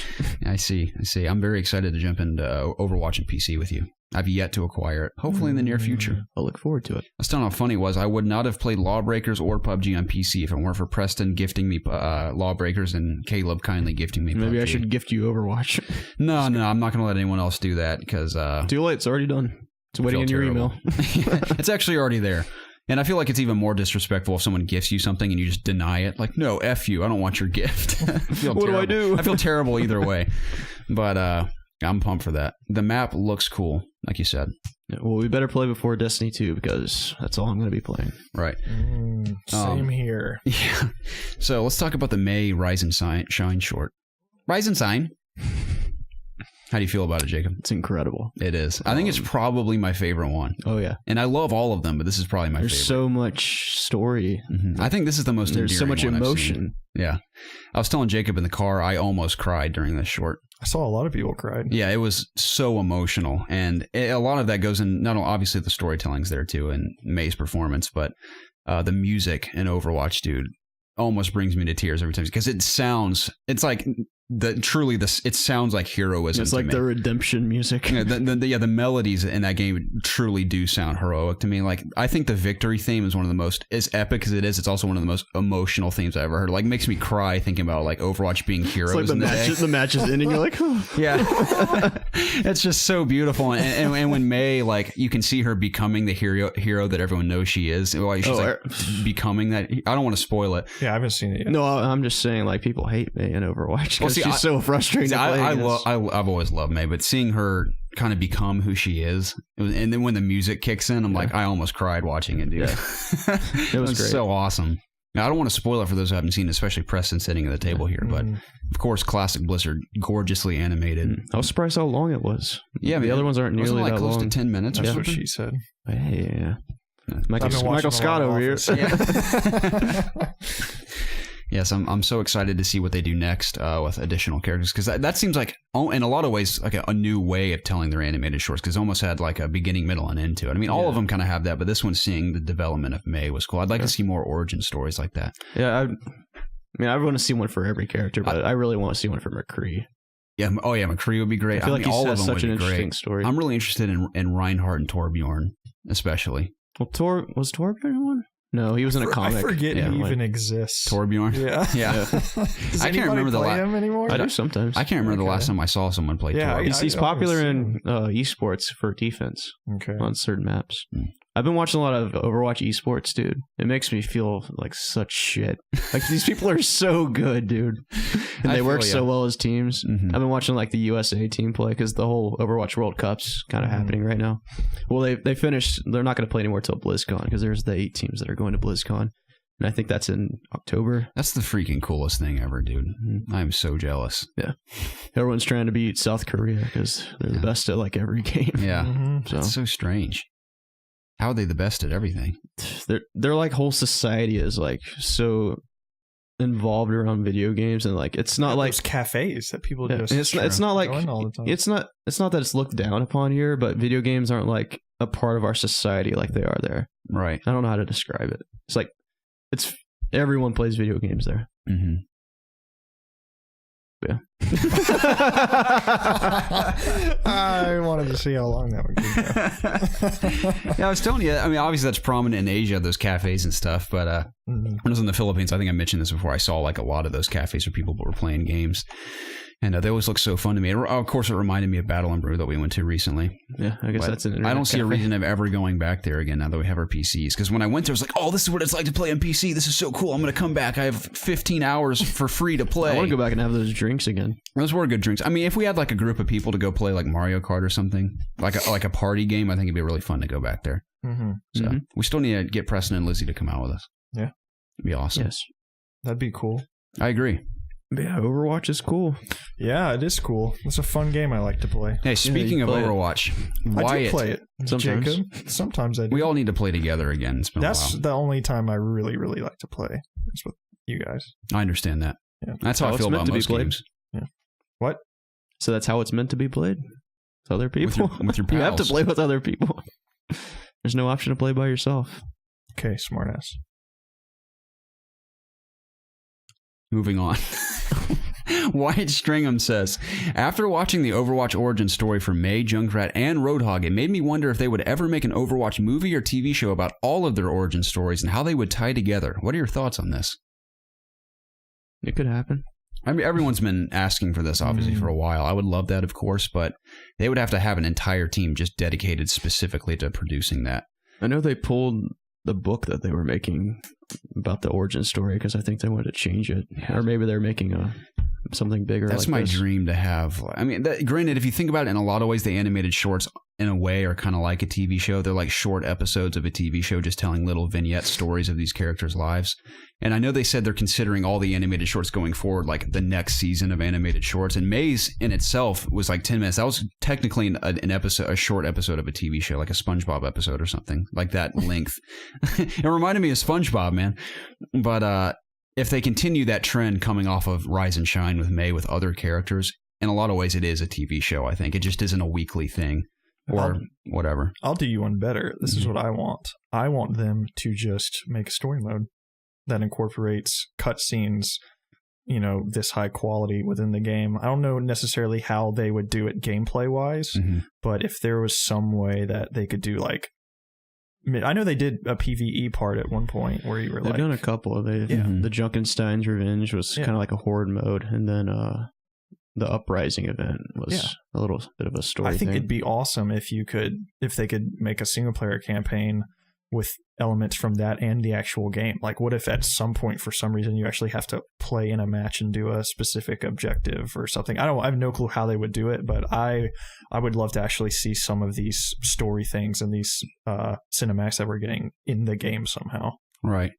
I wonder if they could make it in a way where, I don't know what would be better if you played, let's say, it almost is like traditional Overwatch gameplay, but it's story focused on in areas that are designed to tell the story, but you're doing objectives like you move the payload with a team of players. Like your whole team is like all the characters in the narrative that have cutscenes with you and everything in all of them. And whether they're controlled by bots or real players, I feel like if you're playing with real players, all hell could break loose and like it would just like ruin the immersion of the storytelling. But maybe they could figure out something like that down the road. I don't know. I mean, a story mode would be great too. I know people ask for that. I mean, as well. I highly doubt that's going to happen, but it would be cool. I would like it. It could happen in like a sequel, maybe. Yeah, if they do that. Mm-hmm. You gotta wonder what they would even do with a sequel to this game. Yeah, I don't know, man. I mean, eventually the game's not going to look good anymore, and they'll probably want to at least update the graphics at the very least. Yeah, I don't know. Blizzard doesn't just throw out sequels willy nilly. Like they throw. Overwatch was the first new title they. So we have World of Warcraft 2. We have Diablo 5. Those are the only sequels I can think of. Those are like the most sequels they've made. The hell is Diablo 5? I'm just kidding, guys. I'm acting like a I didn't know if that was idiot. a joke or not. Technically, World of Warcraft is in a way a sequel, or like a reimagining of the original. Just expansions and stuff. But I think the only Blizzard sequels I can actually think of are Diablo. StarCraft. StarCraft, yeah. Is there 2 StarCrafts? There is. But there's a decent amount of expansions for those. Yeah. I think there's 2 expansions for StarCraft. I mean, a lot of the games don't really call for sequels. They don't really need them. And like you said, like if they at some point, I mean, even think about World of Warcraft, that doesn't have a sequel. Well, for the most part, Blizzard games are like a service. You just add on to it and update it. Diablo 4 will happen pretty soon, I imagine. I would love that. I would love that. I want that so badly. They've been supporting Diablo 3 for a while. Yeah. I think that came out in 2012 or something. It's been a while. I would like to have just a big reason just to start completely over in a Diablo game and just everybody get back into it again. Yeah. That'd be awesome. Hopefully soon. It's too far gone for I would never hop back into 3 at this point. There's just so much stuff. Yeah. So I always wanted to try that new Necromancer class. So it looked fun. But do I want to jump back in just to do that? I don't know. I have to pay $15 too. So it looked pretty nice on those PCs we have now. It would, yeah. Yeah. That's why I sold my copy on PS4. So did I. Yeah, no reason to have it. Yeah, there's no reasons. I had that brief experience we had in between before Destiny came out. It was like 2 weeks before Destiny came out.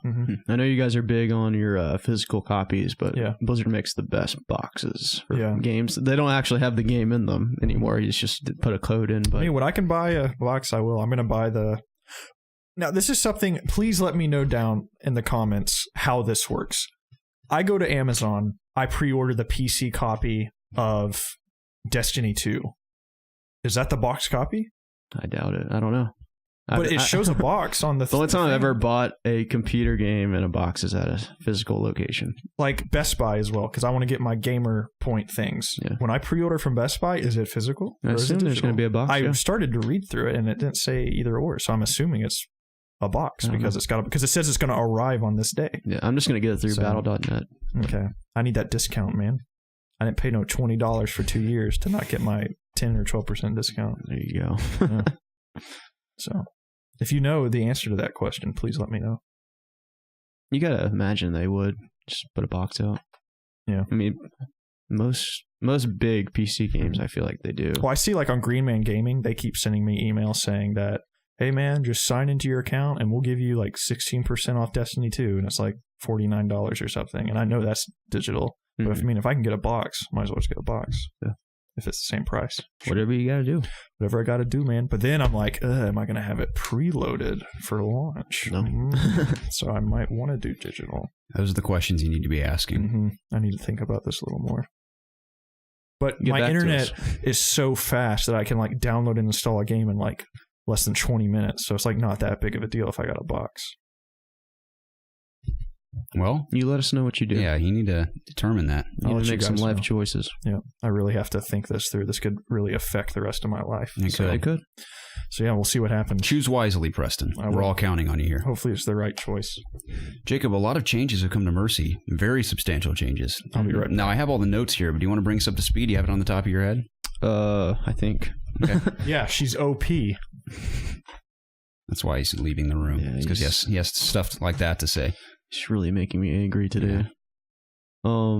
Mercy got a complete overhaul for the most part. She did. Brand new ultimate. She no longer revives the whole team. She it's now called Valkyrie. she can literally fly around with her wings, which I'm glad because she always had those wings, but Yeah, the only time you can use Guardian them, Angel. it's just gliding to people. Yeah. But now she literally can fly just like a Pharah. Well, better than a Pharah. She can go anywhere she wants. Mhm. Any Yeah, it isn't direction. floaty. She literally just flies constantly. What else? Her gun, like when you activate Valkyrie, basically she does everything better on top of flying. Right. She heals more. When you heal when you're in the Valkyrie or damage boost, you chain her beams. Yeah, if people are close together, it'll chain to people. Which is awesome. Her gun does more damage. I think they're reducing the damage, if I read a post correctly, because right now on the PTR she's literally killing everything in that mode. Yeah. What else? She didn't lose her revive. It's now a single target revive, and it's an ability. Correct. Granted, it has a longer cooldown because you can't just spam revives all the time. That would be ridiculous. Yeah. No one would die. Mm-hmm. But for the most part, I feel a lot of people have said she's a lot more fun to play now. I believe it. And It sounds just far more dynamic in choosing who you're going to revive and when you're going to activate your ultimate and stuff. Yeah. And the problem with her prior was in team fights, you would almost plan around your team. Like when your Mercy had her ultimate, you would tell your team to go die together. And that's not really a fun mechanic to have in a shooter, like, hey, everyone go die. And I'm going to revive all of you. Like that's not fun. But I'm looking at it, I'm glad that they changed her like in this way. Nothing's, set in stone yet. We're on the test server, but I think these changes are going to be really cool. I'm going to be happy to play her in the future. Yeah, me too. I'm very excited to try her in the old PTR. Yes. Eventually. I wonder if you can get the PTR without owning the game. I don't think you can. I doubt it. Yeah. And they also changed Diva a little bit. Yeah, there's a lot of changes that are coming. These are the two main ones, Diva and Mercy. Mm-hmm. They They're gave tweaking Diva her shield, aren't they? Yeah, they're giving it a less of a cooldown. Mm-hmm. It's been a problem because she eats everything. Yeah, you can't do anything to her. She's so skinny though. And Diva? I think they're gonna add some sort of feature to it that shows you the damage you're doing to it, kind of like Reinhardt's shield, because some people don't know. And some people just, like when I face off against Diva, she has her shield up, I just don't even waste my time shooting at her. Yeah. I feel like if you can see it kind of like Reinhardt's shield, seeing the damage being done over time, you'll know like, oh, we need to all attack her now, her shield's about to break or something. I just think it has less of a cooldown now, so she just can't use it nearly as much, so she's not as effective at blocking damage. Right. But the main thing is she's getting like rockets, like a rocket barrage or something to shoot at enemies. So mainly she's just doing more damage to people, which is interesting. I'd have to try it out for myself before I really had an opinion on it. I hear a lot of people complain about Diva almost as much as Mei these days. Well, it's even more so than Mei right now because Diva's played like every game.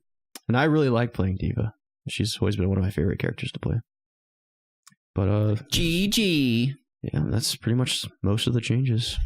Most of the big ones anyway. Yeah, minor, I don't know if you can describe them as minor, maybe the competitive mode season 6 changes that are coming. Right, yeah. Instead of being a 3-month season, they're going to be 2-month seasons. Because I said, and I agree that what I have played from the competitive seasons is the beginning portion is always the most fun, is earning your rank. People and fall off as it goes on, yeah. Yeah, and the longer it goes, people kind of drop off, like you said. So they're thinking they're going to try 2 months to see if people stick with it. Yep.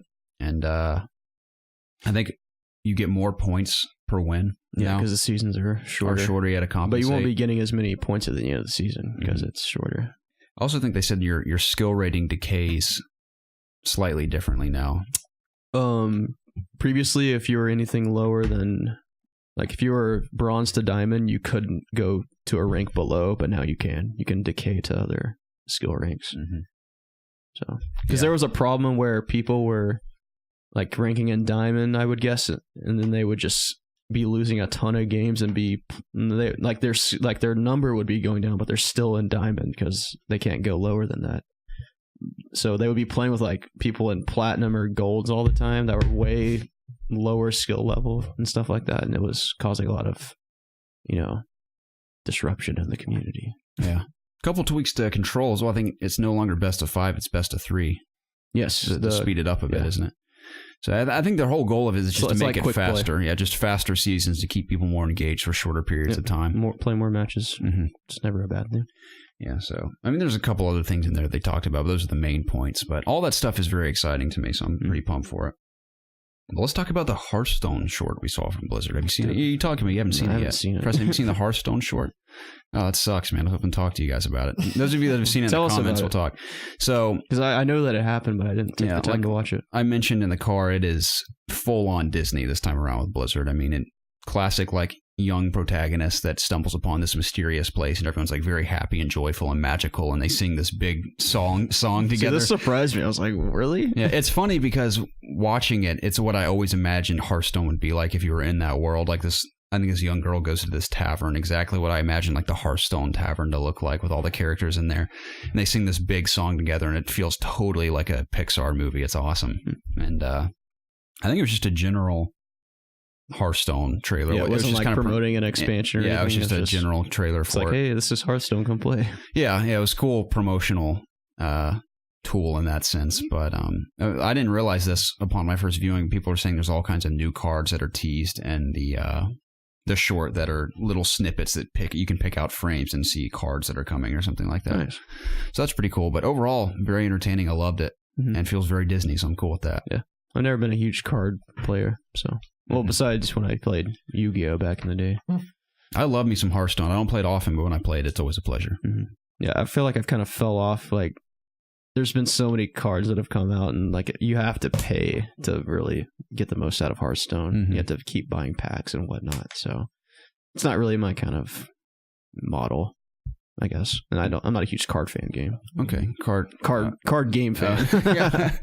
I feel you, Jacob. Man, there was one day where the bug bit me. I played all day. I bought packs, and then the next day, I didn't care anymore. So it's kind of like when you played Battlefront when it came out. Yeah, for a day, and you're over it. Pretty much. Nice. Well, like Preston, I really got to go to the bathroom. Okay, it's going to be brief though. 2 water bottles got me. Yeah, let me ask you this, Preston. Me and you now. Did you see the Assassin's Creed Origins cinematic trailer? No. You did not watch any videos, did you? I watched the first couple of minutes, I think, of the Xbox conference, and I was like, "Oh, this is what it is," and I turned it off. Yeah, I didn't watch the Xbox conference. It wasn't like a conference; it was just people sitting on a couch talking. I thought it was going to be an actual conference. Yeah. So I turned it off, just about as they were introducing this cinematic trailer. Nice. So. Yeah, I mean, as far as Assassin's Creed is concerned, it was just business as usual. It just looked awesome. Yeah, I heard it was good. And music was awesome. And all those shorts are always really cool. Yeah, I don't really want to see anything else from it because if I do decide that I want to play it within its release window, then I definitely want to go into it without seeing much. Definitely. Yeah, like we were talking about earlier before we started the podcast, the more I see from the game, the more I'm like, oh, that looks pretty cool. You playing an hour, and I know we have such similar tastes when it comes to these type of games.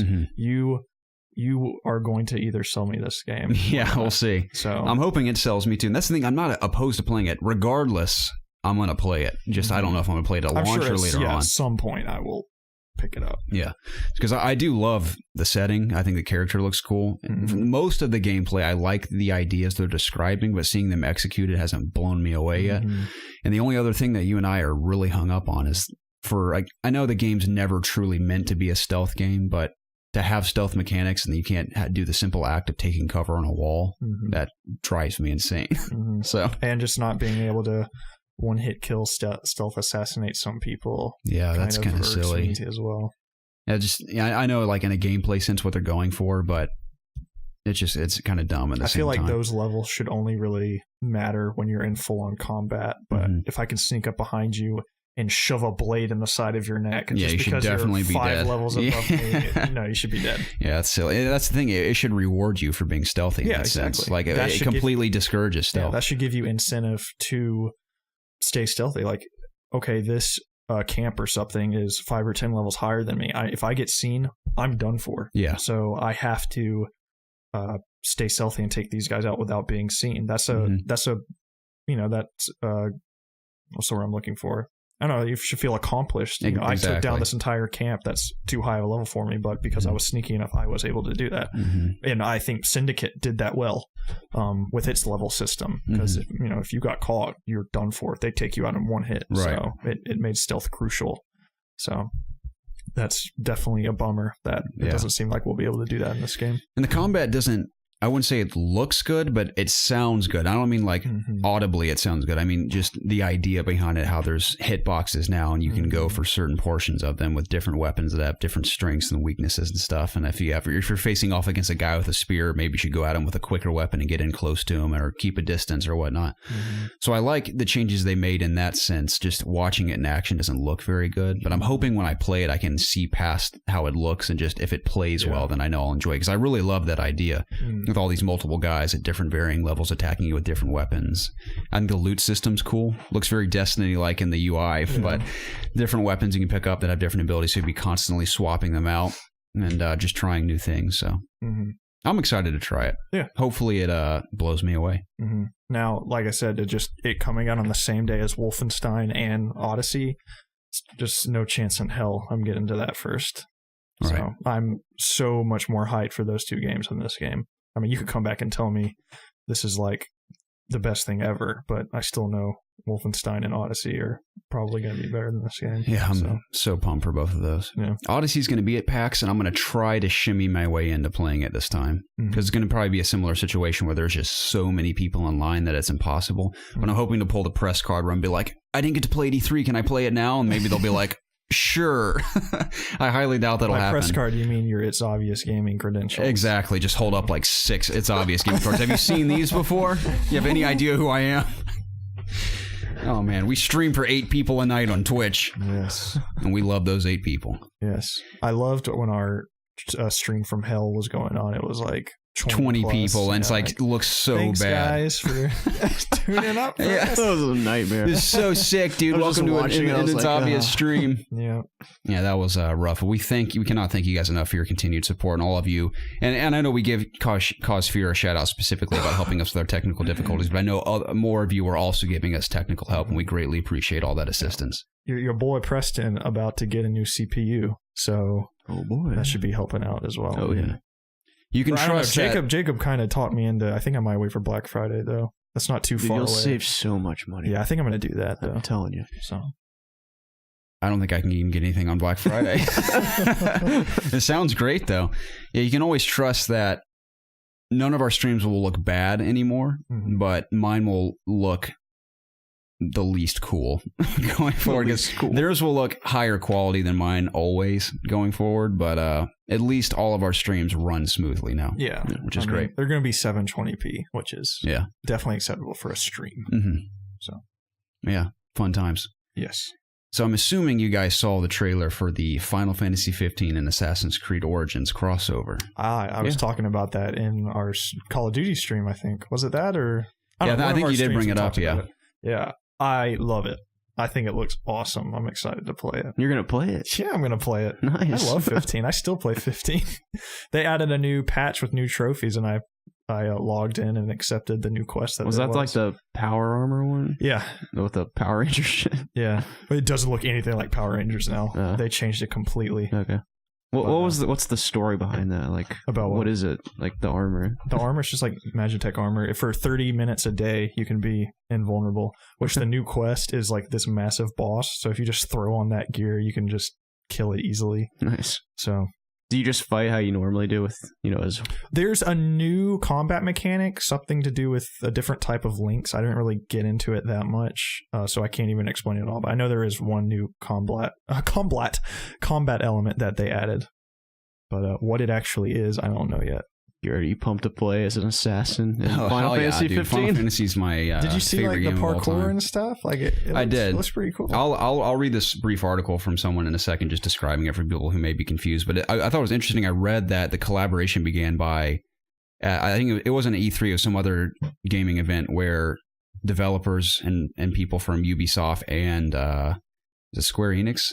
Is that Final Fantasy? Am I losing my mind? Yeah. They all came together literally just to talk about each other's games, just because they admire them so much, and one thing led to another, and like, how cool would it be if we had like a crossover of some sort? And it began like years ago. They started talking about it, so it's been planned for a while, and eventually just became what it is now, which is literally Assassin's Creed getting Final Fantasy themed weapons and armor and stuff, and then Final Fantasy getting all this Assassin's Creed stuff. But this article explains it pretty well. It's brief. It's from Aaron Swords of COD Connected. She says, The collaboration begins on August 30th as Final Fantasy 15 players who have obtained the Dream Egg from the ongoing Moogle Chocobo Carnival event will receive an Assassin's Creed outfit for Noctis for free. The very next day on August 31st, we will see the release of free Assassin's Creed Festival DLC for Final Fantasy 15. This DLC set is set to transform the town of Lestalem. That's how you pronounce that, right? I forgot. Something like that, where there will be signs and banners all over, complete with brand new activities to play. Of course, this festival wouldn't be complete with some additional themed items, including another Assassin's outfit from Assassin's Creed, as well as abilities enabling Noctis to act like a character from the AC franchise, like you were describing. So, Like so weird. Hidden but, blade takedowns. I mean, I'm not opposed to it, but it is so strange. I think it's cool that they did this. Like, it's cool that they're promoting like both games at the same time. It hasn't been like this big a deal. I know in 13, I believe, there were like some Assassin's Creed just skins or like costumes that you could wear. That's so bizarre. Yeah. Like, but nothing like this. So yeah, it's awesome. Nice. Yeah. I don't know. It gives you a reason to go back to 15. For sure. I don't know why that game didn't grab me. I feel like in the right time, in the right place, I would fall in love with that game. Because when I reflect on it, I really did enjoy it. To other games like it. Oh yeah, just in terms of this open world quest structure, it's garbage. But I just love that world. Just even like when I hear the overworld theme, it just I like have to play it like that second because I just love it so much. I love the group of guys too. Yeah, great cast of characters. The story got me. I mean, there were some things I was like, "What the fuck's happening?" Yeah, but like just the overall, just the camaraderie between those guys and the way it ended brought a tear to my eye. It was beautiful. It hit home. Big Even time I'll for admit me. that it was awesome. The ending of the game was good. Even like awesome. just the act of finishing the game was cool. Oh yeah. So I love the combat. I thought exploration. Not that it's not like on the levels of like Zelda, you're finding stuff. I just loved traversing that world. It was just so fun to me. You did a lot of the dungeons too. Yeah, the post-game, right? The in-game dungeon stuff. Those were hard. Those took forever. Like holy crap, those were so long. I'll say one thing. I did not like fighting the mountain turtle. I did not like doing that. I did that just to get the fucking platinum. Man. That wasn't the funnest fight by any means. You figured out like an exploit to do it pretty quickly, didn't you? No. It took me like a good almost 2 hours. That's insane. It took me longer than that. It took me like 3 hours. I think I was much lower level than you. Though. I remember it was like late at night and I just was like doing this. All you gotta do is teleport around, just hit it a few times, teleport again. I know there's like an easier way to do it now. I don't know if there was like an item released or something to make it easier. I don't know. But I like this. They unveiled a ton of Final Fantasy stuff. The Pocket Edition. Yeah, which that looks interesting for sure. And another thing that kind of caught my interest was the PC release. Dude, especially if I got my once I get the rig that I want, like 1080 Ti, all that stuff, dude, that game maxed out, just all hands on deck on that game. Look freaking incredible. I mean, that game looked really good on just the PlayStation. Yeah. So yeah. Did you see their comments on like the nude mods? Yeah. No, I didn't see the comments. I heard people talking about that. Though. He said something like, "We'll just leave it up to the morality of the players." That's hilarious. The morality. Good or not. Oh, within 2 hours, they're gonna have freaking Cindy. No doubt. Topless walking around. So maybe we'll get a Sid nude mod. I certainly hope so. That'd be great. So nice. Yep. I did play Final Fantasy 14 again this week. Did you enjoy it? I forgot to say that. Oh, yeah. That game's so fun. I'm closing in on a top max level, I believe. Very cool. Oh, I started it up with... never mind. It's a dumb story. Continue, please. Yeah, whatever, man. You guys see the trailer for Attack on Titan 2? I did. Are you excited? Yeah. You didn't play... Did you finish the first one? I got the first one, the Japanese release. And you never got the American version? No, it came out at a time with a lot of other stuff. Okay. But do you have any intention of ever playing it? The first one? No. This one, yes. Okay. Now, clearly based off season 2 of the show. Yeah. So. Yeah. That's pretty cool, I guess. I don't have an intention of playing this. I know we didn't talk about last week, but this and also the new Sword Art Online game looks like it's really cool too. It looks... the Freedom War guys are making it, so it looks like Freedom Wars with a Sword Art skin on. Right. And I liked Freedom Wars. I just never... There just was a lot of stuff, and I just couldn't completely get into it. But with it being on like PS4 and stuff, I have a much more reason to get into it. So I definitely will be playing those two games for sure. Cool. What about you, Jacob? Nah. Yeah, I'm kind of in the same boat. I love Attack on Titan. I do want to watch the new season. I still haven't watched it. It depends on what's around. It depends on what's around. But I did enjoy the first Attack on Titan game. It was fun. So I remember we did that Let's Play. Yeah. I got surprisingly far in that game, not being able to read. That's very impressive. What was going on? So it's amazing. Mm-hmm. Did you guys see the trailer and gameplay for Biomutant? I did. This game, I listened on my way home yesterday to a 30-minute interview that IGN, I think Brian Altano did with one of the directors behind the game. And I went from watching the initial reveal, seeing the first gameplay, and kind of being like, I don't know how I feel about this, to listening to the director explain the game and all the influences he had for the game and different things that you can do in the game. After hearing all that stuff, I actually became pretty hyped for this game. It sounds really cool. It does. I haven't heard much about it outside of a very brief portion of. I don't know if it's the same interview, someone else interviewing someone from the game.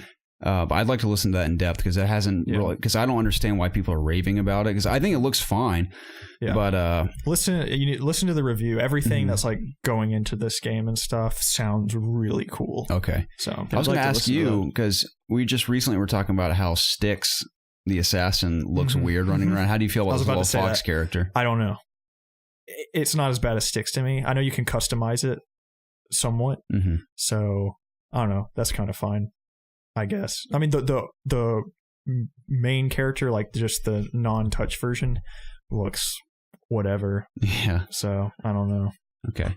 Just that's the thing. Styx was just an okay game to me. I mean, it's a fine stealth game, but just everything going into this game just sounds so fun that even if the main character kind of looks goobery, I'd still like to give it a shot. I'm blanking completely on everything he said that was cool to me, but several times on my trip home listening to this, I was like, oh, that's cool. Yeah. So, yeah, I would listen to that. It's like good 25 minutes. Because, I mean, looking at it, it doesn't look like anything spectacular. I mean, the combat seems pretty generic.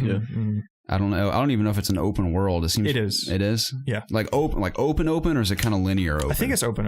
Okay. There's vehicles. There's air blimps. I saw that. There's like a little hand you can ride in. Yeah. There's blimps you can fly around in. And there's like mechs you can get into, I think. Yeah, there is. Yeah. There's just a lot of... There's just things he kept saying. I was like, whoa, that's in this game? Like, whoa. Damn. But I'm blanking. I actually probably need to watch that video again because I don't remember anything. I just remember once I was done with it, I was like, "Oh, that sounds pretty cool." Actually, I just remember it was cool. So, that's what's funny. There's been a lot of times where I turn my brain off to the point watching or listening to something where I'll consume it, but as soon as I'm done, I'm like, "What did I just watch?" Yeah, that happens to me all the time. Yeah. And you think you're watching it, like in the moment, you're like taking it all in, but as soon as it's over, you're like, "I can't remember anything I've just seen." Yeah. So. Yeah. I'll see if it gets me hyped. I would look into it. Okay. Coming off another game that's grasped my interest recently is Monster Hunter World. You guys see new gameplay for this? I did. I think it looks awesome. I know we could have a blast playing this game together. I think it looks very cool. Yeah. Very Japanesey too, it feels. Just all the voice acting and stuff. And one of my favorite portions of the gameplay, funny enough, was when you can have a meal before you go out and hunt a monster. And it like actually brings you out a feast. You can watch them eat it. I always get annoyed in games when you have like food and you don't actually see the food. But seeing them eat the food got me excited. It was such a minor thing, but like I appreciate that. Was that your favorite part of 15? Of Final Fantasy, yeah. I actually did really enjoy those portions. Just sitting by the campfire, eating some toasty, not toasty, well, sometimes toasty things. You can make toast. Tasty treats. That's toast. Typically what I made. My favorite moment was when Ignis said that he had new recipes. The new recipe. Classic. Dude, within 10 minutes of me starting it up again, that happened to me. I didn't even do anything. That's great. Yeah, I mean, the monster battles look pretty intense. Yeah, oh, yeah. I will say that the gecko or lizard battle that I saw didn't seem as dynamic as one of the previous monster battles I'd seen. But yeah, you know what I'm talking about. It still looked fun though, because they're just shooting the gun the whole time. He chased it around the whole area and finally killed it. This looks like the best entry point from somebody that's always looked in at the Monster Hunter games and kind of been intimidated by them. That's what I was thinking. So this definitely looks like a good jumping in point. Because I don't know are we getting the Switch version? Of what? Of a Monster Hunter game. I remember one being announced at E3, if I'm not mistaken. I know that they announced one for Japanese. Yeah, I didn't know if it's coming. I don't think it's coming. I think you're right. I think it might because that's like one of the more hardcore, mainline titles of it. I still don't think they've announced it for the Western world. Okay. Well, F us, am I right? Yeah. Because the Monster Hunter series has always kind of... I know there's one on Wii U, but I don't know. It's always kind of been on 3DS. That's where the new ones have been coming to. And I just don't want to play a game like that on 3DS. I understand. I just don't want to play a 3DS. I sold mine. Sold mine for that Switch. Got your Pokemon fill, though. How much did GameStop give you for that? I think about 100. Oh, maybe more. That's half decent. That's half decent. They're still pretty high in demand. I'm selling my damn Xbox. That thing's about to go to GameStop. Piece of shit. You said you weren't. It freezes all the time. My controller keeps disconnecting. I can't even watch Netflix on it. It's a hassle to watch Netflix on this stupid thing. Yeah, hashtag not fanboys my ass. It's dying. Yeah. My Xbox is dying, so That's I need to sad, get man. rid of it. I mean, mine is caked in dust and it's still kicking. Yeah, I didn't do anything. Mine's newer than yours. I got to keep it for Halo. When Halo mine's 6 old rolls as, around. You don't think old as the dirt. next Halo is going to be on PC? I don't want to play it on PC. What? Halo's a console game to me forever. I'll play it on Suit PC. yourself. Maybe there'll be cross-play, Perhaps. and I can play with you. Sure. Okay. I'm not opposed to playing Halo on PC, but I feel like it's meant to be on console. Plug your controller into Just the plug PC. your controller in, bro. There it is. Yeah, but I don't know. It's part of the experience. I know this sounds ridiculous, but just the way the aim assist works in Halo and stuff has a very particular feel to it. I just feel like it doesn't make sense on a keyboard I understand. and mouse. I like Halo. Don't get me wrong. I like Halo, but not enough to keep. I'd have to buy a new Xbox to play it because I get mine that. is dying. Dude, just buy the Xbox One X, man. Yeah, I guess. If I can't watch Netflix on my Xbox, then I can't imagine what it would do trying to play Halo on it right now. Can't imagine what So- use it would be for anything if I can't watch Netflix. Yeah. I'll come back to Dragon Ball FighterZ because we just talked about Xbox. The Xbox One X Scorpio Edition is the fastest selling Xbox pre-order of all time. That's really cool. Congratulations. Kind of surprising. Dude, I almost got one. Yeah, I figured you would. I I wouldn't have- figured the hype would Just the pick at you. Project Scorpio just on it just looked really cool. Oh yeah, just that live green the and day black one looked awesome. Xbox One. Yeah. It says day one on one of your controllers, doesn't it? I think that's really cool that the day one consoles the past two Microsoft has done, it shows that you were there. That is so cool. And just this Project Scorpio edition, just it being on the controller just looks so cool to me. Nice. So, but then I was like, oh shit, I'm not playing anything on this. So, but it does look cool. It's a sexy piece of hardware. Can you imagine the Netflix you could watch on that thing, dude? Crazy 4K good Netflix? Yeah, I don't know That's if that's a wild. thing. pretty sick. I know most of the Marvel shows have been shot in 4K on Netflix. Like Luke Cage, I know is 4K. I'm pretty sure Defenders is too. I haven't tried it on that TV yet. I'm interested in seeing what that's like. Yeah, I watch 4K Netflix on my TV. Nice. A lot. I imagine it looks pretty nice. Looks pretty nice. Cool. I've also seen the Games with Gold for September for Xbox. I don't know what these are, so please tell me. I know one's Battlefield 3. Yeah, Battlefield 3. Oh, way to ruin it. It's a shame it's not on Sorry. PS4 or even PC. I wish PC had games for gold every month. That'd be cool. You want to pay for a service to play online games? Can you on play PC? Battlefield 3 on EA Access right Yep. now? Nice. I'm assuming Battlefield 4 is on there too. It is. And Cool. Battlefield 1. Yeah. It's a lot of Battlefield. Yeah. Battlefield 3 and 4 are very similar. They are. They're almost identical in a lot of ways. You shoot the guns, you kill the people. You could knock down buildings in Battlefield 3. I loved Battlefield 3's multiplayer. I I adored remember it. the beta for that on 360 looked like ass. Oh, it did. I remember that. We were like so concerned Yeah. when it first came out. We were like, what is this? It looks terrible. I'll never forget all of us playing Battlefield 3 on 360. Yeah, our whole gang would play. It's fun. I love sniping in that game too. There's one map we always played on. It was like in the desert. It was kind of like dude. in That was a good Dubai map. or something. Yeah.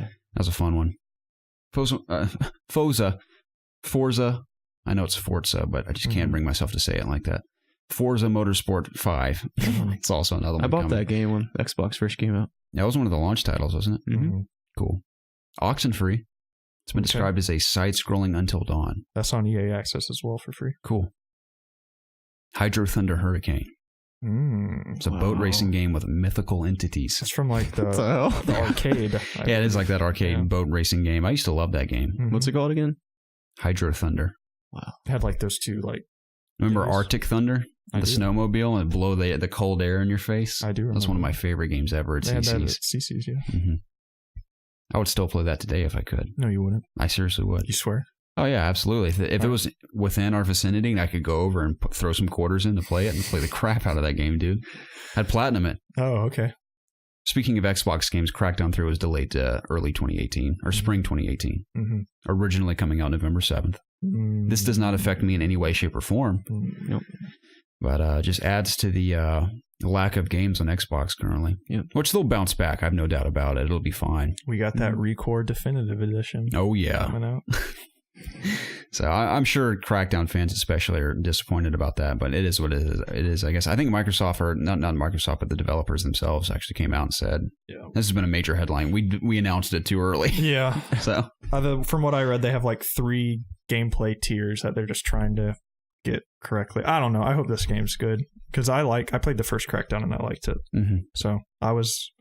I don't know when I would have gotten this game, but I believe I would have at some point. Mm-hmm. Maybe not at launch, but the game does interest me. The insane amount of destruction in the game is what attracts me to it. I want to play around with that. It's on PC too, right? I'm assuming it is. If it is, I'm going to be very excited. Yeah, I'm pretty sure it is. Yeah. Okay, that's great. If anything, I'm just glad that it's being pushed back, and maybe I'll have a better chance of playing it early next year. Dude, as I'm opposed going to play the shit out of Sea of Thieves. Oh, yeah. On PC now. We're going to have a blast, dude. Yeah. I'm really excited for that. What are we going to name our ship? The Duchess? The EOG. The EOG. I like the sound of that. Yeah. Okay. We'll have a crew of OGs with us. Okay. Who's going to be the captain? I don't know. I feel like Jacob should be the captain. We'll be trial by combat for captain.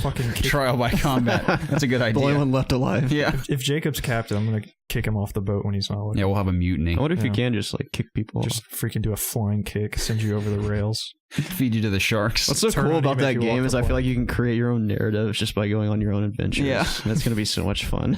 Yeah. It's going to be great. We have to talk in pirate voices the whole time. Of course. That's a must. We have to we'll sing do it for 5 minutes, then get annoyed. Yeah, I'd expect nothing less. Yes. Will you guys join me in shanties? Of course, Jacob. You got to lead all of them. We'll have to make our own. Of course. We'll make our own shanties. Okay. We'll try. I'm not very creative. That's going to be a great game to stream, too. That'd be fun. I'm looking forward to that. EB Games in Australia is doing an interesting thing. Tell me. They're presently offering a subscription service that enables customers to swap used games in store at will, regardless of price and release date. So let's say, what's the game that just came out recently? Let's just Horizon Zero Dawn, for example. Senua. So, yeah, Hellblade. That's digital release. Yeah. Well, let's say physical? Lost Legacy. Lost Legacy. Is that physical as well? Yeah. Yes. Okay, let's say someone like you, Jacob, you've beaten it. I don't want to hold on to it. I'm going to take it back to GameStop I want to right hold now. on to it. Yeah, so let's say you don't want to hang on to it. Okay, let's pretend you're someone else. You're a man who finished the game and you no longer want to hang on to it. What game is it? What if that guy wants to as well? No, your name's Greg and you don't like the game very much. Okay.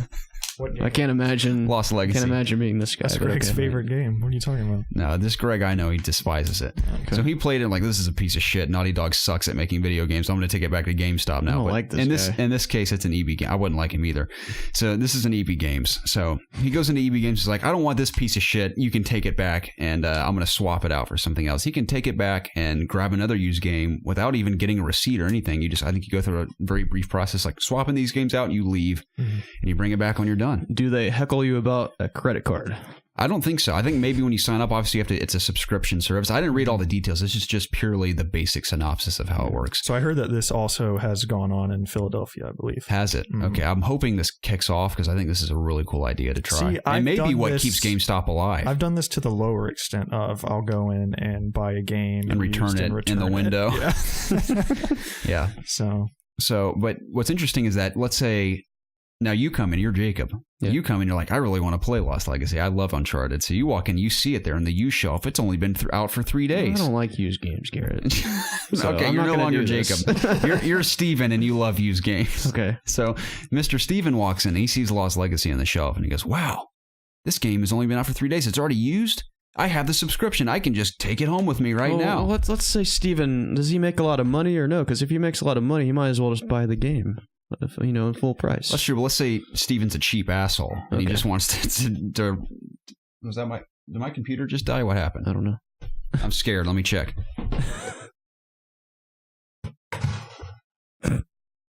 Jacob, are you excited for Dishonored, The Death of the Outsider? No. I am. We're good. Are you excited? I am. Wait, am I playing I'm excited that it's the last entry of Dishonored. I think I might be playing that at PAX. I think I forgot to mention that one. That's cool. Because did you see the trailer for it I told you to watch? It's awesome. Yes, I did watch it. Yeah, it looks very good. Yeah. I take that back. I think one of my colleagues is playing it. I was jealous. You already know it's going to be good. You don't need to play it. Right. Maybe I'll just kill him and throw him in a dumpster and take on his ID or his identity. I wouldn't do that. Why not? I think he might get in trouble. Maybe you're right. Maybe I won't kill him. Dude, okay. Maybe I'll ship him off to a foreign country. Speaking of that, Garrett, you were in my dreams last night. Was I? Yeah. Me and you were in jail. Why? I don't know. We were in jail, but it was almost like we were in jail, but we were playing a video game of us in jail. So I don't know which one it was. But in this jail, we had been in it for a long time, and they had let us, we could essentially do whatever we wanted to do. We just had to stay inside this ring. So I was kind of cool with it because I was like, all I'm doing is playing video games and I'll go eat occasionally. So I don't really care that I can't leave this bubble of the area that we're in.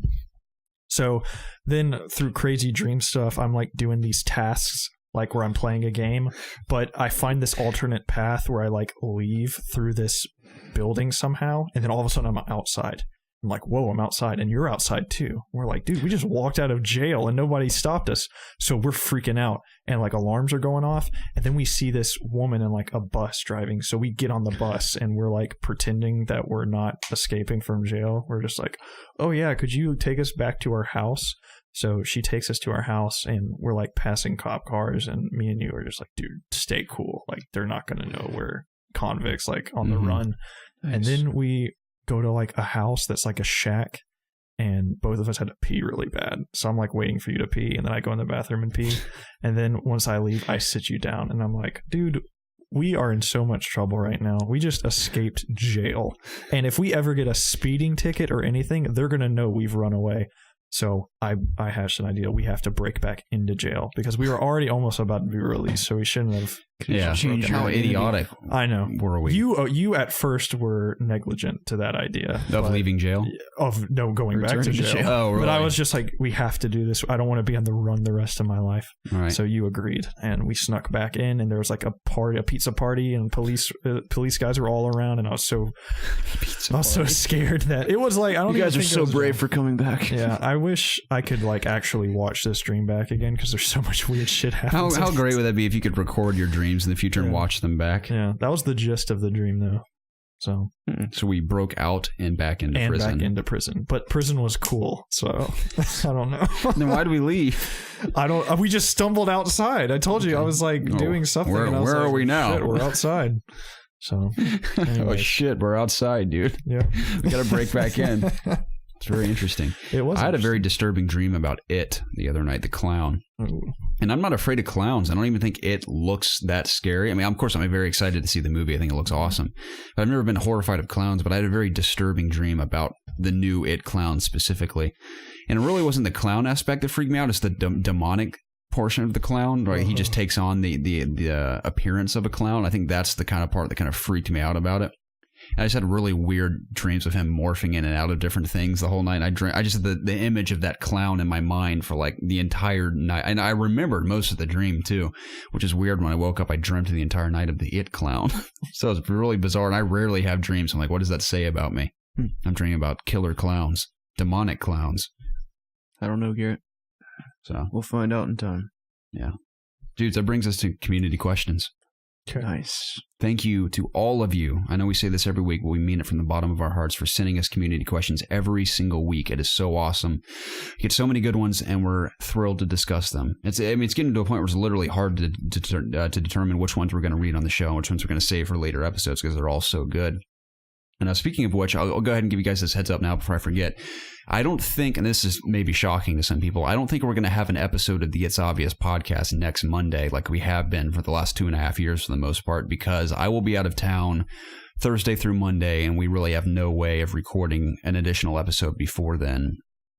And even if we did, it would be pointless because it would be so soon after this episode that really nothing would happen. So I think we're going to replace it with an Ask IOG episode. I mean, of course, it's our goal to have both shows come out every week, but we're having a 1 week off from this podcast, and Ask IOG will replace it. We're going to be using a ton of awesome community questions we've saved up for the next episode. And so to those of you who exclusively listen on iTunes or Spotify, Audio Boom, Google Play, wherever you are out there in the world, if you're willing to take a trip to our YouTube channel at youtube.com/ItsObviousGaming to check out Ask IOG for potentially the first time, I believe this will be episode 4 or 5. It's 4. Okay. I want to say 4. Yeah, because right now it's exclusive to YouTube, and that will probably be what is on our channel next week, aside from the normal podcast, unfortunately, because of my traveling arrangements. So me and Preston will try and stream too. Yeah, I know I will. I can't speak for Do Preston. you not want to just put it on Spotify, just this one, as a part of our normal thing? I guess we could do like a hybrid. This might be kind of weird, like a hybrid where it's like Ask IOG meets or something, or like a weird title where it's technically an It's Obvious podcast episode, but it's like all Ask IOG. Yeah. I guess we could just do for that. this week. I guess we could. I mean, you guys say in the comments below if it may be very bizarrely titled. I have to think of a clever way to title it. But we could arguably put an Ask IOG on Spotify and stuff. It would just be included with our normal string of It's Obvious podcast episodes. It'd be like a commercial for people that haven't. Yeah, almost like a glorified advertisement for people who have not heard Ask IOG yet. Yeah. And I know we've been saying this for months at this point, but when we get on a consistent schedule with that, it will be on all those services every week. So, but yeah, maybe we'll just do that. Maybe we'll throw it on YouTube and Spotify this week. Cool, man. Well, that brings us to our first question of the day. Actually, it's our second or third, I think. Did I miss one along the way? Because I could have sworn I spliced one. Hey, it's from G4 King Rob. G4. What have you done? King Rob, please forgive me. This is meant to be in our Overwatch discussion, but it's still relevant now. What kind of character do you want to see next in Overwatch? No idea. I do not know. I want to see Steven the Rat King. I want to see a new defensive character. A what? Defensive character. I thought you said a nude defensive character. I mean, I'm not opposed to that either. Opposed to that? Widowmaker's close in her new summer games. She is. His costume. Yeah, another defensive character of some sort. Yeah, we haven't had one yet. Mm-hmm. Along the lines of Torbjorn and all that. Not necessarily with a turret, but there will be one like at BlizzCon. What if we had one with like a companion that followed them around? Yeah, that would be cool. I think that's not really something we have yet. Yeah, that would be interesting for sure. Mm-hmm. It'd be awesome. It'd be interesting to see how they design that to make it work within the gameplay, along with all the other characters doing different things. But that'd be really like cool. Tell it to run somewhere and like have control over it. That'd be very. You could argue that Torbjorn's turret is a companion. I wanted in a way, yeah, a very stationary companion. I wanted to follow you around, like a little monkey or something, like a Bastion's bird. Of course, we already have a big old monkey. If you have a monkey, you could just like chuck at somebody and it like latches onto their head, obscures their vision. That's like one of your abilities. What if we get that monkey that was teased with the Horizon map? Mm-hmm. You know what I'm talking about? Yeah, it was like one of Winston's pals or something. I don't remember what his name was, but maybe it could be like a defensive monkey. I mean, Winston in a way is a defensive character. He's defensive, isn't he? Yeah, he's a tank. That's right. He's a scientist, actually. He's his own class. That's true. I'm a scientist. Yeah, I'd like to see a defensive character, personally. Yeah. And I love the companion idea. I think it's a cool idea. When is BlizzCon? I don't know. It's in October. Like 4th. I think it's... Is it? I don't know. I'll look it up. I'll read the next one while you look it up. Sam Harris says, now that you bros are part of the PC master race, do you feel like you are complete as a gamer? No. No, I don't have the best PC stuff yet. Only then.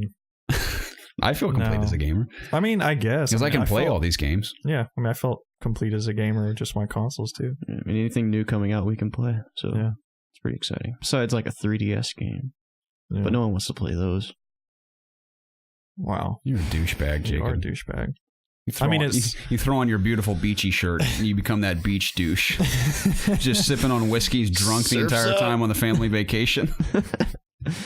I do like drinking on vacation. I like my PC. It's cool.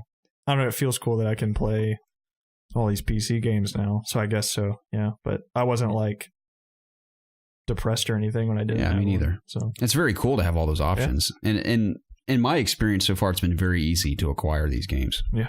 I don't mean like everyone gifting me games. I just mean like all the games I've downloaded for either really cheap prices or for free, like Siege. I just download very quickly and can just jump right into them. Yeah. So I mean, granted, you can do the same thing on consoles, but I was expecting it to be far more intimidating than that. But it's been very simple, especially through Steam. It's very streamlined. So yeah, it's been nice. BlizzCon is November 3rd through 4th. So you're close. Okay, get the day right. Just a month off. I'm excited. Yep. Next question. Get Some says, okay, so all of the games listed within the next few lines will have constant updates over its lifetime with free major expansions. And he says in parentheses, story additions, game modes, maps, characters, once a year. With this in mind, you can only play one and only one till it dies off. The choices are Call of Duty World War II, Battlefield 1, Battlefront 2, Destiny 2, Overwatch, GTA Online, or PlayerUnknown's Battlegrounds. See, this is difficult because some of these games aren't out yet and some are. So we know what some of these games are, and we don't know how other games are going to be yet. I already know my answer. I don't need to. It's like, do you base talk this bullshit around Destiny 2? I'm going to go with that too. Really? Yeah. Really? You guys like Destiny? Yeah. That just sounds funner to just have. You guys want to play Destiny with me? What are you talking about, Jacob? You guys never want to play Destiny with me. When I was playing it back in the day, you guys never wanted to play. That game burnt me out so quick. I was the only one playing. The sequel is going to be a different experience for us. So much with you. I don't know what you're talking about. We would sometimes. We did play a lot. Nightfall Strikes. Guys, I played every day, and you were nowhere to be found. At least for a span of a few months, we consistently played. I did the raid before you did. You did. I had finished that and everything. No, I literally defined the word dabble in all the expansions. Dabble. I just really dipped my toe in all of them and was out very quickly. You beat the Crota raid with us a handful of times. That was the last raid I really got into. I never played the Taken King raid, which I heard was one of the best. That was a fun raid. Rise of Iron had a raid too. The raids got better as they went on. Yeah, it did. They're so good. That's the only raid I never played. I don't even know. I've never looked at that raid. Dude, that raid was so good. Who was the boss? It was I don't remember his name, but it was the SIVA disease stuff that took over everything. That red stuff. Okay. It was a cool concept. And I think SIVA's returning in Destiny 2, if I'm not mistaken. I think I saw it in anything something from that expansion. Yeah. It's basically just it's just a disease. And it's really cool looking. The armor that you got from the raid was really awesome. Yeah, red stuff. Yeah. I thought that looked kind of dumb. Well, you're kind of dumb too. Oh. Your Titan looked like an idiot in that armor. I was a hunter, but thanks. Yeah, he looked stupid too. That looked awesome. I'm just kidding. I like red, so I was into it. Wyatt Stringham says. Oh, did you guys choose a game? I didn't choose a game. You and I chose Destiny. Let me see the list here. You are going to pick Destiny, Jacob. You know you are. But I also like Overwatch a lot. You would rather have more content. Says the guy's like, I'm so pumped for Destiny 2. This should be an easy answer for you, pal. Destiny 2. Nice. What if it sucks, though? It's not going to suck. You have a man here that played 80% of it. But what if he doesn't know what he's talking about? I could be wrong. You could. Yeah. That's the thing. I played enough of Destiny 1 to know if I would like the sequel. I feel like the people that are really going to determine whether or not it's good or not is people that have never played Destiny before, coming in completely fresh, having no experience with the original. Mm-hmm. So yeah, I would pick Destiny 2. Wyatt Stringham is back.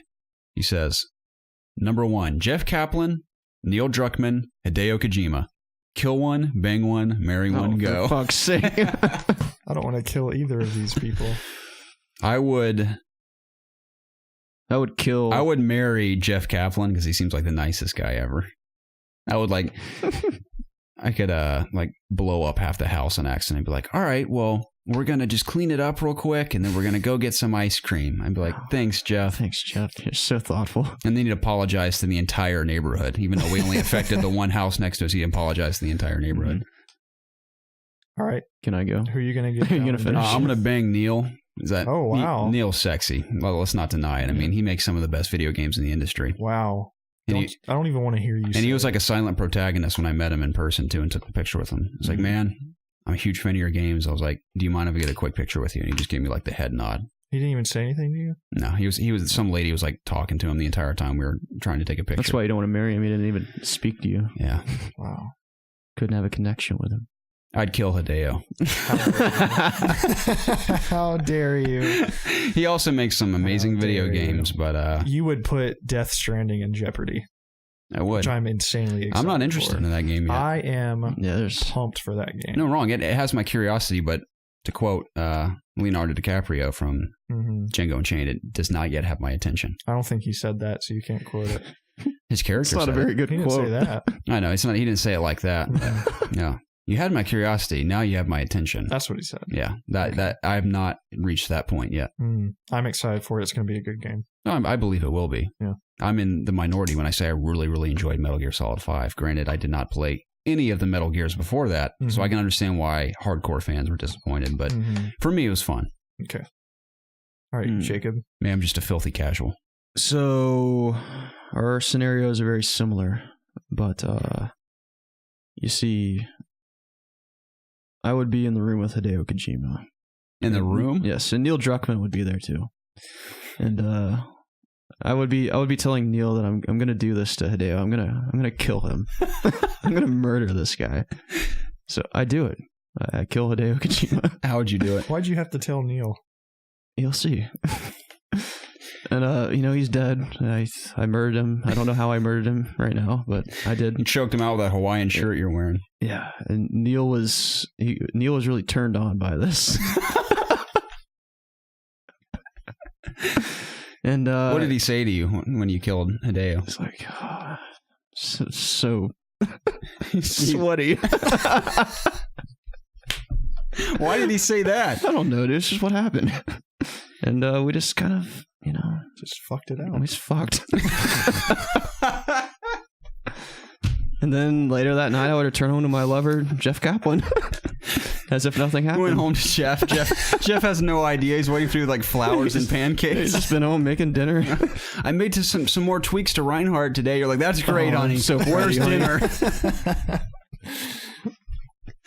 That's hilarious. That's how it would play out. And we fucked. What about you, Preston? No, I'm completely different from all of you guys. Jeff has got to go. Oh no, he's so nice. Not a care in the world. He's gone. Nice guy, but in the scheme of things, he's the least important in my opinion. So Jeff's out of here. You're gonna crazy ate him, where you just melt him in a vat of chemicals. If they're nearby, sure. Right. So I'd like to do something nice for him. So I wouldn't want him to go out in too much agony. Or just take him to a cliff to see a nice view and you just push him off the edge. Maybe, I don't want to say that's a spoiler for Game of Thrones. But yeah, don't do that. But anyways, yeah, sorry, Jeff, you got to go. I feel like Jeff is more replaceable than these other two people. You lose Jeff. He's a nice guy. I feel like you can replace Jeff. Okay. Maybe not as good, but I feel like he's more replaceable than Neil Druckmann. I feel like The Last of Us is not The Last of Us without Neil Druckmann. So you can't kill him because you're putting that entire series in jeopardy. So I'm marrying Neil Druckmann. You want to live off his fortunes. I'll live off his success. I'll mooch off of him, and I want to pick his brain. I want to know what's going on in his head, that head of his. I want to know all the stories that he's going to tell before they or if you could influence those stories. So, or that as well. So I'll marry Neil Druckmann. I'll be fine with that. And then I'll have a steamy late night romp with Hideo Kojima. I feel like he'd be up for that, and I feel like that'd be a good time. You make great points. So, Hideo's just getting the bad end of the stick. No, I gave him the good end of my stick. Well, it's still not something you want to be. You'll just want to be fucked, and then that's it. Oh, you guys killed him. I'm showing him a good night. Yeah, it's whatever, unfortunate man. we have to kill him. You make great points. Yeah. So I feel like the gaming industry is better off if Neil and Hideo are still around as opposed to Jeff. That's a good point. I didn't really have that in mind. I had my own interest in mind, not the vast majority. I was thinking about everybody in my decision. No, I only it's very considerate of you. Yeah. It's great. That was a good question. No, it was a great one. Scenario. Andreas123 says, what are your unpopular gaming opinions? New Vegas is overrated. Fallout 3 is a better game. I agree. Okay. I've never even played it. Okay. I'm thinking it's fine. I may play it on PC one day. I may completely disagree with you. It's a good game. Don't get me wrong. It's a good game. But all these people that are saying it shits all over Fallout 3 and they want Obsidian to make another Fallout because it'll be better than anything Bethesda's ever touched, I just don't believe that. Yeah, I can't confirm that. I need to play it for myself finally and determine that for myself. Okay. Because as big as I loved Fallout 3, but New Vegas, I tried to start that game like 3 times, and I beat it, but it just did not stick with me like Fallout 3 did.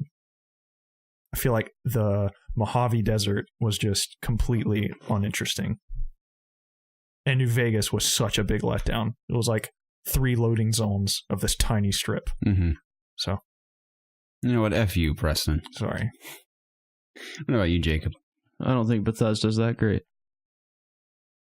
at anything. Okay, well, you can fuck right off. At anything. Their games have never grabbed me like other games do. Okay. It's just, I don't know why. It's just something that has to do with their way of making games. I don't know. Okay. I couldn't tell you. Okay, Jacob. Here's my opinion. It is your opinion. You guys hate me for it. It's wrong. Say something that doesn't have to do with the Fallout or Elder Scrolls series. I think Hellblade has been hyped a little too high. I haven't heard it being hyped at all. Okay, because I've heard people saying it's like the most. I mean, I get why people are saying it's a very important game. I agree. I think some people have been praising it a little too much. I can see how this game would emotionally resonate with some people. Mm-hmm. Yeah. Have you beat it yet? I have not. Yeah, you're gonna get I back think you to need to beat it. Don't get me wrong. The subject matter of the game, awesome, and the game itself is great. But I think people are just freaking out over it. At least when it first launched. I don't hear as many people talking about it now. But I think it might have been a slightly overhyped. Okay. Even playing it, having a great time, but the ending of that game, it's great. Now I'm very excited to get to it. I could completely be wrong about that when I reach the end of the game. Okay. I'm not saying it's bad by any means. I don't want anyone to take that away today thinking Garrett says Hellblade sucks. That's not what I'm saying. You know what? I think I need to play through New Vegas again. New Vegas. Because I think I'm somewhat...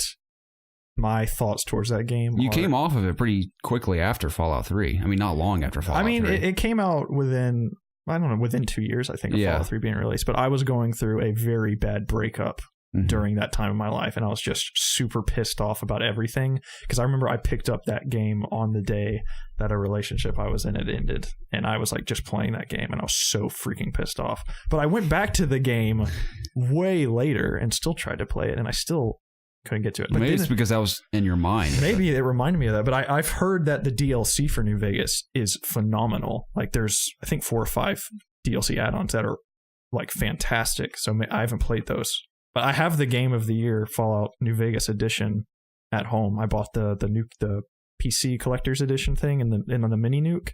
So I have that game with all the DLC. So maybe one day I should just play it again and just see if I still feel the same way. You could open that box. I don't have I already opened it. Oh. It's super easy to open.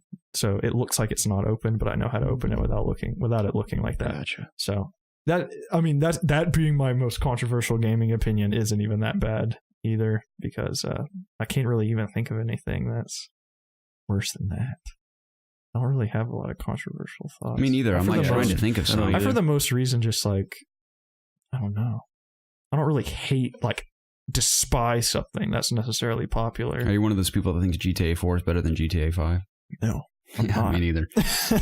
Or those people that say Star Trek is better than Star Wars? Those people are idiots. Yeah, I second the notion on that one. I don't know. Yeah, that's if you're one of those people, you're an idiot. As bad as I get. Yeah, I can't really think of anything specific. I think Metallica sucks? I think Arkham Origins Batman story is more compelling than Arkham Knight's story. I think I overall everything enjoyed Origins more than Knight. Mm-hmm. Don't get me wrong, Knight had some great moments. Oh yeah, for sure. But I think Origins stories sits with me more. I would agree with that. That's why I'm so pumped to see what WB Montreal does next with Batman, which I'm assuming it'll be WB Montreal. Okay. So we'll see. Cool. Next one comes from Seeker17. He says, "Hey guys, I was just wondering, what game do you think in recent history has been the most overrated?" Shit. Hellblade, man. Just kidding. Overrated. Oh, this is another. I think I'd say New Vegas again. I don't know. I feel bad saying that now because I just haven't played it. I meant to group those together because they're similar questions. Sorry, yeah. Those are meant to be grouped together. Yeah. I'll say New Vegas, but I need to play that game soon. But then again, I don't know if I want to. I don't know. My memories of that game it was such a long time ago, and it's not necessarily even being overhyped right now. It's definitely not the most overhyped game ever. Breath of the Wild, dude. A lot of people could make that. Yeah, I'll say that. A lot of people could say Breath of the Wild. I mean, it's great, but it's not like, a perfect score game for me. I don't think it's unbelievable. Like it's the best thing ever. It's a good 9.9 from me for sure. If I had to score it, I think it's around an 8, 7 or 8. I'd throw a 9 at it. 7 or 8. Yeah. Fuck out of here, Jacob. No, I'm gonna sit here. I'm gonna sit here. I'm not going anywhere. Sit there with your husband, Jeff. Oh, we have such a good time. I believe it. We do so many activities and just love each other. I would like to sit down with Jeff and just talk to him. Seems like a really cool guy. I've probably ruined that. He's heard that I want to kill him. So good luck with y'all ever meeting. I hope they never hear this episode of the podcast. That's probably not a good one to listen to. You're in a bar and Neil Druckmann backs you in a corner. It's like, heard you want to fuck. Excuse me? Yes. In perfect English. Yeah. What has been the most? Okay, I'm gonna say one that I think that did not grab me in the slightest that I went to. What's that? Knights of the Old Republic. Oh, back in the day? I went back and tried to play it a few years ago. Okay. It did not grab me at all. I really hope a new one comes out at some point. Mm-hmm. I think it's perfect timing for something like that. Mm-hmm. In between all these Star Wars movies. Yeah. Okay. They should have done that instead of Mass Effect Andromeda. I will say that. Wow. Mass Effect Andromeda was a mistake. It's a big mistake. Yeah. Okay. Yeah. Next question. Tell me about the ham. Says. Oh, that's a name. It's a great name. Hey guys, I've played Xbox for years and just got a gaming PC earlier this year. Now I'm really considering getting a PS4 for The Last of Us and the Uncharted games. Are there any other good exclusives I don't know about? Oh boy. Quite a few. The only game you need to worry about is The Order 1886. Exactly. Mm-hmm. That and Knack. Yep. You're good to go. Quintessential PlayStation exclusives. Yep. I don't even know where to start, Garrett. Let's start. Let's see how far we can go. Yeah, everyone already said on AskIOG Horizon is huge. Horizon's at the top of my list for must play. Yeah, absolutely. Say Bloodborne. If you're into those kind of games. Yeah. Mm-hmm. If you're into the Souls series. If you've never played them, I think Bloodborne's an excellent starting point. To start off on. Yeah. If you want to have something a little calmer, more cinematic, definitely Until Dawn. Yeah, Until Dawn's awesome. Ratchet and Clank, the remake, is freaking awesome. Mm-hmm. I love Ratchet and Clank. I'll say if you want a good, really cheap, very solid first-person shooter, Killzone Shadowfall is great. It is good. Yeah, I really had a great time with that. Yeah. When PS4 launched. Fun multiplayer and solid single-player campaign. Yeah. And then just in the future, like, dear Lord, we have God of War. Oh, did he already say Last of Us? Of course. Yeah, that's a given. But The Last of Us 2, God of War, Spider-Man PS4, Detroit Become Human, Days Gone. Yeah. Like, there's... I know... future's bright. Oh, yeah. The Yakuza 0... That's PS4 exclusive, isn't it? I hear that's Persona 5. Yeah, Persona 5's up there. I hear Yakuza's really good. Yeah. I know Nier Automata is also on PC, but is. on PS4, if you want to play on PS4, I hear it's excellent. Yeah. I played Did he say the he demo. played PC? He has PC as well. Okay. So he could give it that whenever he wants. Yeah, but PS4 exclusives, those are definitely the big ones. I know we're missing some. I know there's more that we're overlooking. I mean, we can glance over there if we missed anything. Those are the ones that stick out to me for sure. Yeah. Yeah, I agree. I think definitely play those. If I had to give you a top 3, it'd be Horizon, Bloodborne, and Ratchet and Clank from me. Okay, that he hasn't already said. Yes. Okay, I agree. I'd agree with that. Sure. Cool. I'd throw Persona 5 up in there. Replace Bloodborne with Persona 5. Just telling Jacob I got to beat that before the day I die. You need to. I will. Mark my words. It's I so will. Good. Just it's a matter of timing for me. Mm-hmm. Durkham M11 says, "What games would you like to see bang? For example, a game that mixes elements." In this episode. Yeah, a game that mixed the elements of Fallout and GTA 5 would be Hot Tits. Hot Tits. Yeah. Okay. So mixing elements of different games. Okay. I'd like to mix the overall gameplay of Titanfall, like traversal and gunplay from Titanfall, into like an open world RPG or something. Like imagine Destiny with traversal like that. I was gonna say Destiny and like WoW. That'd be a cool mix. Yeah, just maybe not like literally mix them together, but Destiny just being an MMO. Yeah, that's what I've always wanted. I like that. Trying to think of something to pair Overwatch with. I want The Witcher mixed with... Hang on, are these 2 game series? How about 2 games in general? He says like Fallout 4 and GTA 5 mix. Witcher 1 and Witcher 3. I'd love to play like a mod or a mode in GTA 5 where it's all post-apocalyptic, but it's the exact same gameplay as GTA 5. I think that'd be really cool. I don't know what 2 games this would be, but I want a game that plays like The Witcher, but set in the Star Wars universe. Oh, me too, dude. That is my dream. That is my absolute dream. That's basically what I describe The Force Unleashed to a grander extent when I talk about that bounty hunter game all those forever ago. Could you imagine like pulling up your sign wheel and it being like different force powers? That'd be so cool. Yeah, it'd be awesome.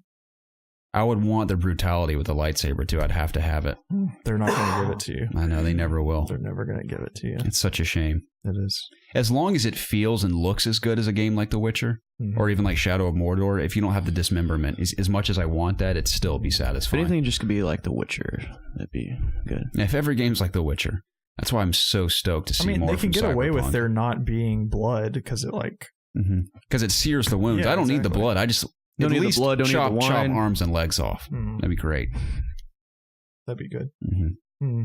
Maybe they'll just appease the Star Wars fans and make an M-rated Star Wars game. They were going to do 1313. They might as well do a lightsaber game with that kind of brutality in it. I would like that. And they got to know it's going to sell like crazy, no matter what. So we'll see. Okay.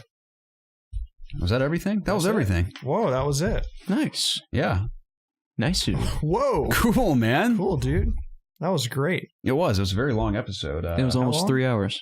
Yeah, we've gone close. longer than this before. It's about 2:45. Oh, wow. Jesus, man. Sorry. Jesus, man. That was the long episode of the ItsObviousGaming podcast.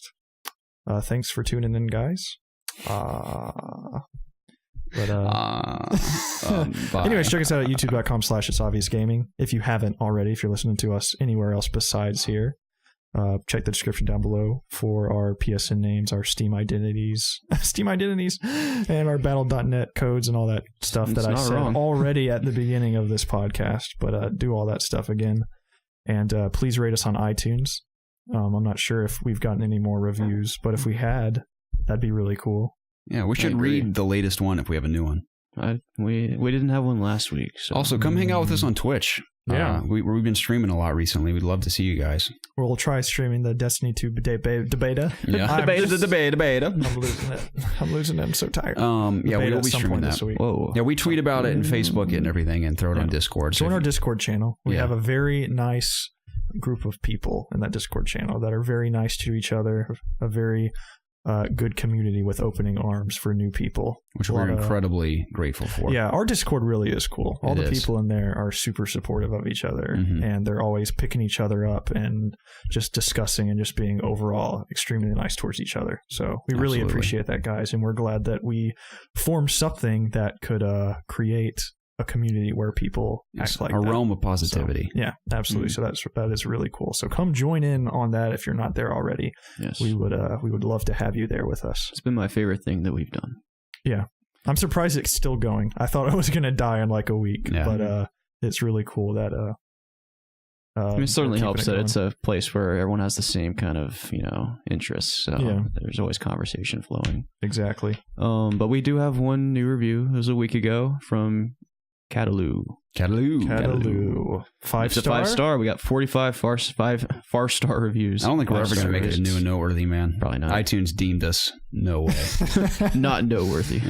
Yeah. We have better reviews than some people I've seen on new and noteworthy. More reviews, more 5-star reviews. So that's I think a miracle. you have to have some connection. I want there to be somebody. bad reviews. I want more people to see us and give us bad reviews. Does that help? With more people comes negative reviews with anything you do. I mean, that's fine with me. As long as, that's what I'm saying. As long as people is rate, we greatly appreciate all the support. It's been awesome. Yeah, absolutely. Gentlemen, anything else to say to end this out? I don't think so. I think both of you need to apologize to Hideo Kojima. Nah. I mean, it's not like I want to do it, but I have to, It's just a part of life, man. I apologize to Jeff Kaplan. I'm sorry, Jeff. It's just business. it's just business, bro. Yeah, you need to apologize to us. I've only played one of Hideo's games, I believe. Really? Well, unless you count both Metal Gear Solid 5s that I played.